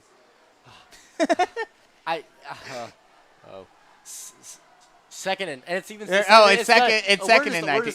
We're tired. This has been a long game. It's been a blowout. I can admit we are tired. 2nd and 19 from the 43-yard line. 2 on the near side, 1 on the far side with. The Hayden in the fullback position in shotgun for Ethan. Snap. It's going to be a screen pass to the far side, and it's just dropped by Nate Schuessler. And he had a little of the space. He had a little gap. He had some space. If he would have been able to cut it inside after he caught that, I think that was the problem, though. He was thinking where he would go first before making the catch, and that's always a recipe for disaster. 38-0 with 10:19 to go. Summerville with the lead. Pretty comfortably in this one. Now it is 3rd and 19, however. Yes, now it is 3rd and 19. From the 43-yard line. Same formation with Bryson Johnson this time on the near side with Hayden the opposite to him. Ethan in the shotgun. He's going to take it right up the middle of himself, and he's going to get swallowed up maybe for a gain of 1 is what they're going to give to him. Yeah, you got it past the line of scrimmage, but not much afterwards. And the again, I can't tell if the punt team's coming on because they're the same team as the offense. But would I don't know. That's my question. I didn't because I know Scott normally kicks. Yeah, there he is. Scott is coming onto the field for the punt team, and we need to get into our blowout stuff because I'm struggling. You're not helping me a little. I'm trying as much as I can here, but I mean, like we talked about already, the fact that this could be the first shutout loss. And there's going to be a delay of game. for the Panthers as they were late switching their special teams and their offensive units out, and they just didn't get set quick enough. Nope. So that'll be 4th and 24 for what it's worth. Actually, no, they took a timeout before. Oh, okay. I take all of that back. They took a I mean, timeout. what would 5 more yards for a punt be? What would that really do? Probably nothing is my answer to that. No. But so tomorrow is the official start of the college football season, Yes. week 0. My North Carolina Tar Heels play FIU tomorrow. I'm sure that will be a fun game. Maybe it'll hopefully it'll look a lot like this one. But we don't talk about like pro sports or college sports. What's your favorite pro football team? If you Pro have one? football team, the Giants. Giants. Because Okay. I'm originally from Jersey. New Jersey, right? So does that mean you're a Giants Yankees fan, or Yes. are you a Giants, Yankees. So there's Giants, Yankees, Knicks, and Devils. Devils? Got you. There's a reason that's a thing, but that's too long of an explanation for even Yes. right now. But It kind of goes along because you have the 3 Ets. You have Mets, Jets, and Nets. Well, so there's a reason. I promise you, there's a reason. Okay. I'll tell you on the car ride. I'll tell you on the long car ride all that right. we have home. We have a We very have plenty of time we to- have plenty of to time discuss to this. to talk about things off the air. However, they are back on the field, and the punt team, I believe, is out. Yeah, Scotty's out there. Yeah. I couldn't see. He was behind the offensive line. He was talking to the offensive line and was hidden by those massive bodies. right. He's set up. No, Oh, yeah. okay. Come, Brandon. But Every single time. But see, they know about this already, so why are they even trying to And fool fair anyone? catch He's gonna. punt right at the 25-yard line, and Scotty's done pretty good punting Yeah. today. Not quite as good as Luke Janak last year. I feel like that's just the moral of this year. Not quite Yeah. as good Yeah. as Luke Janak. Yeah, But pretty much. looking to next week, I will be there for that game. Yes. Going to the Citadel, that's quite the experience. Yes. Going to a college stadium, and we talked about how nervous they were for this game, but they're going to be even more nervous for next week at the Citadel. Yeah. Oh, And definitely. I feel like that's just going to be even worse. And on top, Emmett Johnson fumbles a snap, and it's picked up, and he's going to get taken down at the 10-yard line. We were just talking about next week, and all of a sudden Emmett Johnson fumbles the snap, and it's all the way back down to the 10-yard line. The Panthers, that pass rush still working their Still working its their magic. Right. But like we talked, Minnesota, by the way. Let- Jinx on that one. fair enough. Like we were talking about, next week you've got Monroe Freeling, their offensive lineman, 4-star recruit, 82nd or 62nd ranked player in the nation according to 24/7 Sports. So this defensive line, that's going to be another big test. And the handoff taken by Ashton Hawkins there, as it's going to be taken down right at the 20-yard line after the loss of 15 on the previous play on the fumbled snap. So bring them down to a 3rd and about 15 for this next play from the 20-yard line. But, we were talking about it with Lenora Sellers, but that's going to be another big test for this defensive front is going up against him. You got Cole Strickler, who, wide receiver, he's a very talented player as well. 2 on the far side for Summerville, as he's going to be in the shotgun set with Ashton to his left, as he's talking about the offensive line with 5 seconds to go on the play clock. And he takes the handoff, and he's going to make a juke move, and he's going to have room to run, and he's going to get all the way down to the 35-yard line, right at the first down marker. And they might give it. They're moving. Yeah, they're going to move the chains. They're stopping the clock, and they're moving the chains as that was again. It's kind of proving my point, as the offensive line is just winning at the point of the attack, and the defense. It's not as much to do with the running back. Obviously, I think I think Marquez is a little bit obviously he's faster. Yeah, he's faster. And he could have hit that hole a little bit faster, but still, the offensive line winning at the point of attack. And that, like we were talking about before, that's going to be something to watch for next week as well. Mm-hmm. Shotgun set, handoff right up the middle, and he's going to take it all the way down. There's a flag in the back of the play, but a good carry for 7 yards by number 33. Excuse me. I guess fourth string guy. Fourth string guy on the depth chart. There's no 34 or 33 on the chart that I have, on the depth chart that I have. Let's see. There was a holding on the play, though, so take that all back, and he's going to be spotted at the 25-yard line. And now number 7 for the Summerville Green Wave is in now, and he is also not on the depth chart. Number 33 is Israel Pope. And number 7 is Ty Breeze. Ty Breeze in at QB, and he's going to take the snap, and he's going to take it on the outside on a QB power, and he's going to take Russell down at the 24. And Zion, the second string running back, now playing defense, and that's what he did on JV last year. He's a sophomore this year. He played JV last year. That's kind of what obviously he played linebacker last year, and just you can tell they're getting deep on the depth chart here. Yeah. On both teams. Yeah. At this point, both teams know that this is just garbage time, and they are trying to get some of their depth in. Snap taken, and it's going to be a rush to the outside, and number 33 is going to take it all the way back to the original line of scrimmage, and it's going to be 3rd and 10 from the 35-yard line. And it seems to be happening on all levels of the depth chart. Mm-hmm. First string is the reason we are in this spot in the first place, the 38-0 lead with 6.5 to go. Second string was doing it. Third string was doing it. Now we're not even on the depth chart that I have. Yeah. And they are still doing it. And that's, again, still proving my point. Now, obviously, we have our second string guys in, or the second and below guys in, so it is give and take a little bit. But at the same time, you have to take something with it. As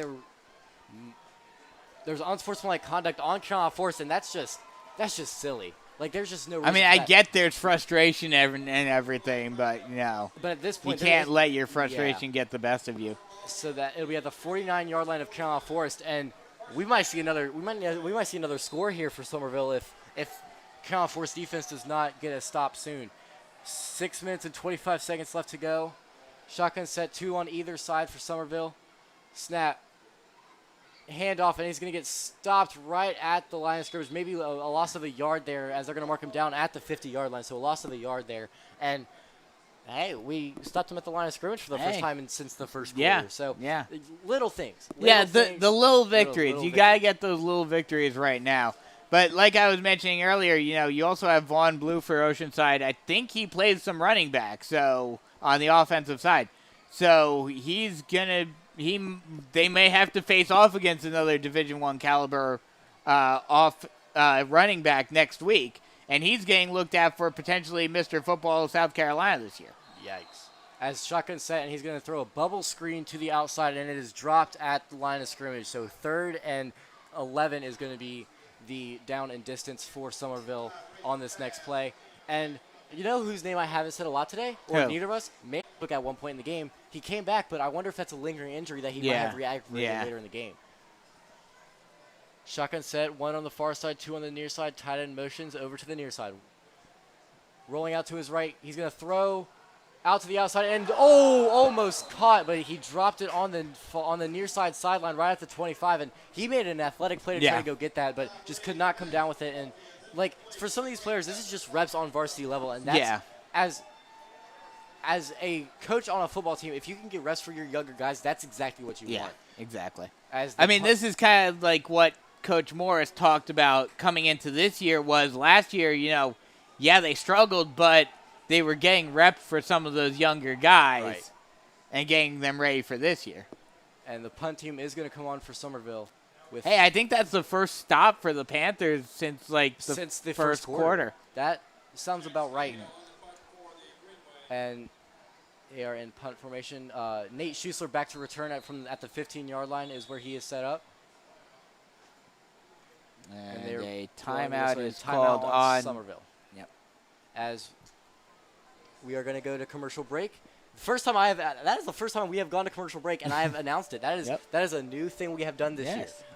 We're going to go to commercial break. We'll be right back with more Carolina Forest action on the Carolina Forest Panthers Football Network. Switching is easy. We do it all the time. We switch on the lights. We switch TV channels. Some of us switch partners while square dancing. Well, that's a stretch. But what's not a stretch is how you can switch and save with State Farm. In fact, State Farm agent Tony McAfee, right here in Carolina Forest, can switch you over so you can start saving today. Tony and his team are ready to welcome you to the State Farm neighborhood. With Tony McAfee, it's easy to switch switch and save. Just give him a call. When you want the real deal, like a good neighbor, State Farm is there.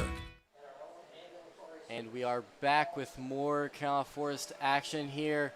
38-0 with 5.5 to go, and I think we can go ahead and we still have one more drive to go, but I think this is going to go in as the first shutout in 5 years, and that is not part of the record books that you want to be a part of. No. As Summerville is going to go punt the ball, Nate Schuessler still back to return, and the snap, and it is away. Oh, that almost got blocked. And it's going to be a high kick, and it's going to land at the 30 and roll down to the 3-yard line, as that's where Carolina Forest will start their drive. And Ethan coming back out on the field, and I enjoy seeing Ethan out there. I like seeing not the future. I'm literally the same grade as Ethan Hamilton, but I like seeing what kind of is coming up after Scotty leaves next year. Yeah. Especially if they're not going to use Scotty like we feel like they should. Yeah, and it could be a sign of, okay, maybe if Ethan can be as good as, we think he can, maybe this team does get better with him at the helm, because it would be more of a Mark Morris type offense. Right. Shotgun set, 2 on the far side, 1 on the near side, handoff, and he's going to break it off. Number 22, I believe. That is Zion Gilbert there on the carry, and we mentioned him on the defensive side making a play from the middle linebacker position. Now Zion getting it down to the 20. That's the first time we've seen him on offense today. Right. And that's kind of surprising, because he actually did some good work last weekend at the CNB. Mm-hmm. Excuse me, that was the 29-yard line for 2nd and 5. 2 on the near side, 1 on the far side, with Zion right next to Ethan in the backfield in the shotgun set. Ethan's going to take the snap and hand it off to Zion, and he's going to cut it up the middle and get about 2 yards there to bring it down to the 32-yard line. So rush game kind of working. Yeah. It's working better. I mean, granted, they're playing against the third-string guys for Summerville, but it's working a little better than it was earlier. Right. So it'll be 3rd and 2 from the 32-yard line, 38-0 with 4 minutes and 15 seconds to go. As same formation, 2 on the far side, 1 on the near side, with Zion motioning to the near side now. Ethan in the shotgun as he takes the hand. Oh, gosh. Ethan's going to take it off the middle, and Ethan's going to take to the side, and he's going to use a QB power type move, and he's going to get out to the 45-yard line. That was one of our better plays of the day, and I completely ruined it. That was a very good read option really for Ethan Hamilton. And and the defense bid on it completely and gave him a wide open lane. And I don't even know, it could have been a QB power, but I see where you're thinking read option, but I also think it could have just been a design quarterback run, as he's going to take it out of the shotgun, and it's going to be a hitch route, and he's going to hit him right at the 50-yard line. Number 80, Ashton Armstrong in the catch. We mentioned him in the garbage time last week. Second catch on the year, because he had one last week and now one this week. And he's a senior, getting the seniors their time to shine, if you will. I know that feels good for Ashton to get on the field. Yeah, definitely. Now we're on the that was a Pat McAfee. That was not a Pat McAfee first down. Tony McAfee. Tony McAfee. State Farm Wrong first down. McAfee. Wrong McAfee. Wrong McAfee. That is a shotgun set, and he's going to run right up the middle. Zion to the 43-yard line, and Zion getting some good carries in. It was about a 10-yard rush, so we're seeing Zion, and I wonder why. So this is – I think you're about to say the same thing as I am. So why was he not being featured earlier? Yeah. Right. Shotgun set, 2 on the far side, 1 on the near side. Hand off to Zion up the middle, and he's going to get down to the 40-yard line. And, again, why was he not utilized more earlier? Especially when you were seeing that Khalil Johnson went. Now, granted, I don't think any running back could have handled that just gauntlet of pressure that was getting into the backfield as soon as the snap went. But again, insanity is doing the same thing over and over again. You've got to switch out something. Yeah. Got to try different things. If one thing isn't working, you try something else. Right. I apologize. Oh, wait, they're moving the Panthers back now, back to the 48. It looks like. I believe it was a holding. I believe it was too. I think they're about to make the announcement. Yeah, it was a holding. But I apologize to Tony McAfee for calling him Pat McAfee. I was listening to Pat McAfee. Pat McAfee is a great dude. Yeah, I was listening to the reason I said that was I was listening to his podcast on the way up, and I think that's what it was. 3 minutes to go with 2nd and 15 from the 48-yard line of Summerville. And number 26 is in at running back. Quavius Drawn is in now, the 4th-string running back. So getting deep on the depth chart as Ethan's going to take the throw. He's going to throw it deep to number 9, and he dropped it on the sideline. Ethan. Just a little too far. I thought that hit him in the hands, number 9 fitting in the hood. It was just a little, it was right at his fingertips, essentially. But that was if Ethan throws like that, we could have another Mason Garcia type situation. Maybe. No, I wouldn't say that, but I also think that I don't know that a one bad game considers you out of the starting spot. Yeah. But also, I would have to see Ethan with the 1st-string offense and all that. Of course. Ethan doesn't look horrible, and no. I think that's a good sign for next year and whatever the case may be. Play clock running down as they're going to get the snap. Nope, they're going to blow the whistle dead, and I don't know if he called a timeout first. Let's see. I don't see a flag on the field anywhere. And they did false start on the Carolina Force. Oh, so wow. I think they were mentally noted that they were getting down and they were trying the to clock get it was off. about to run out. So that is going to be a false start on the Panthers, bringing them back down to 2nd and 20 on their own side of the field, back at the 47. And I just want to see him bomb one. Just throw it up. Just to try, if for nothing else, right. just to try to get some points and some sort of moral victory. Shotgun set, and it's going to be a speed option. Ethan Hamilton's going to get out to the edge, and he's going to get a pretty decent gain. He's going to stay inbounds, and he's going to keep going. He's going to cut it to the middle of the field, and Ethan's going to be able to take it all the way. Touchdown, Carolina Forest. And that is how you start. And it wasn't the deep shot that we were talking about. It was the read option that we said Ethan Hamilton was a better runner, and that is how you enter a game and you make your impacts felt, and you show the coaches that you can play the game. And what a cutback. I thought for sure he had at least 3 or 4 Summerville defenders in front of him on the sideline, and he was able to cut it back into the middle of the field and break it for a 50-yard touchdown run. And, I mean, I don't want to get too far ahead of ourselves, and I know that, this is against the 3rd-string Summerville defense, but how long before, especially with how Coach Mark Morris wants to play offensively, how long before he says, maybe we go with Ethan? So there was an offside penalty on the extra point, so no extra point has been kicked yet. But remember what I said before we started on off air before the 4th quarter started? That if we scored a touchdown while I was calling the play-by-play, that I could do play-by-play for the rest of the year? No. As the kick is up and good from J.J. Chaddock and bringing the lead. And this is garbage time. You know what this means? This means that we will not be featured on the this is not going to be the first shutout since 2017. Yes. And if you can't take anything else from it, you take that from it. You got to take some moral victory from this one, and that run right there is the moral victory for this game for the Panthers. That is Ethan's 2nd rushing touchdown of the year. He had one at in garbage time last week against West Brunswick. Look, if we don't take anything else, Ethan Hamilton is a good running quarterback. I just thought of something. And I know that it's complicated and kind of tricky to do and whatnot. But could you potentially see Coach Morris going with a dual quarterback system? I've always had a problem with the dual quarterback system. So have I. I understand. Because you know which one is a better passer and which one's a better runner. At some point you realize, hey, they're going to run the ball. like when the Eagles were trying to do it with Michael Vick, you knew that when he was coming into the game, it was going to be a read option. Right.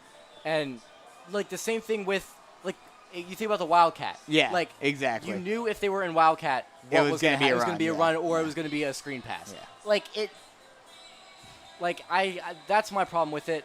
I don't necessarily think that. I don't think you'd go to a dual quarterback.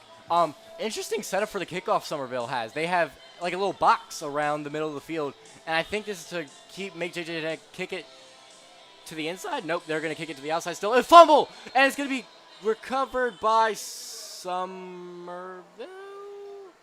Recovered by Summerville Yep. down at the 30-yard line. A little bit of excitement there.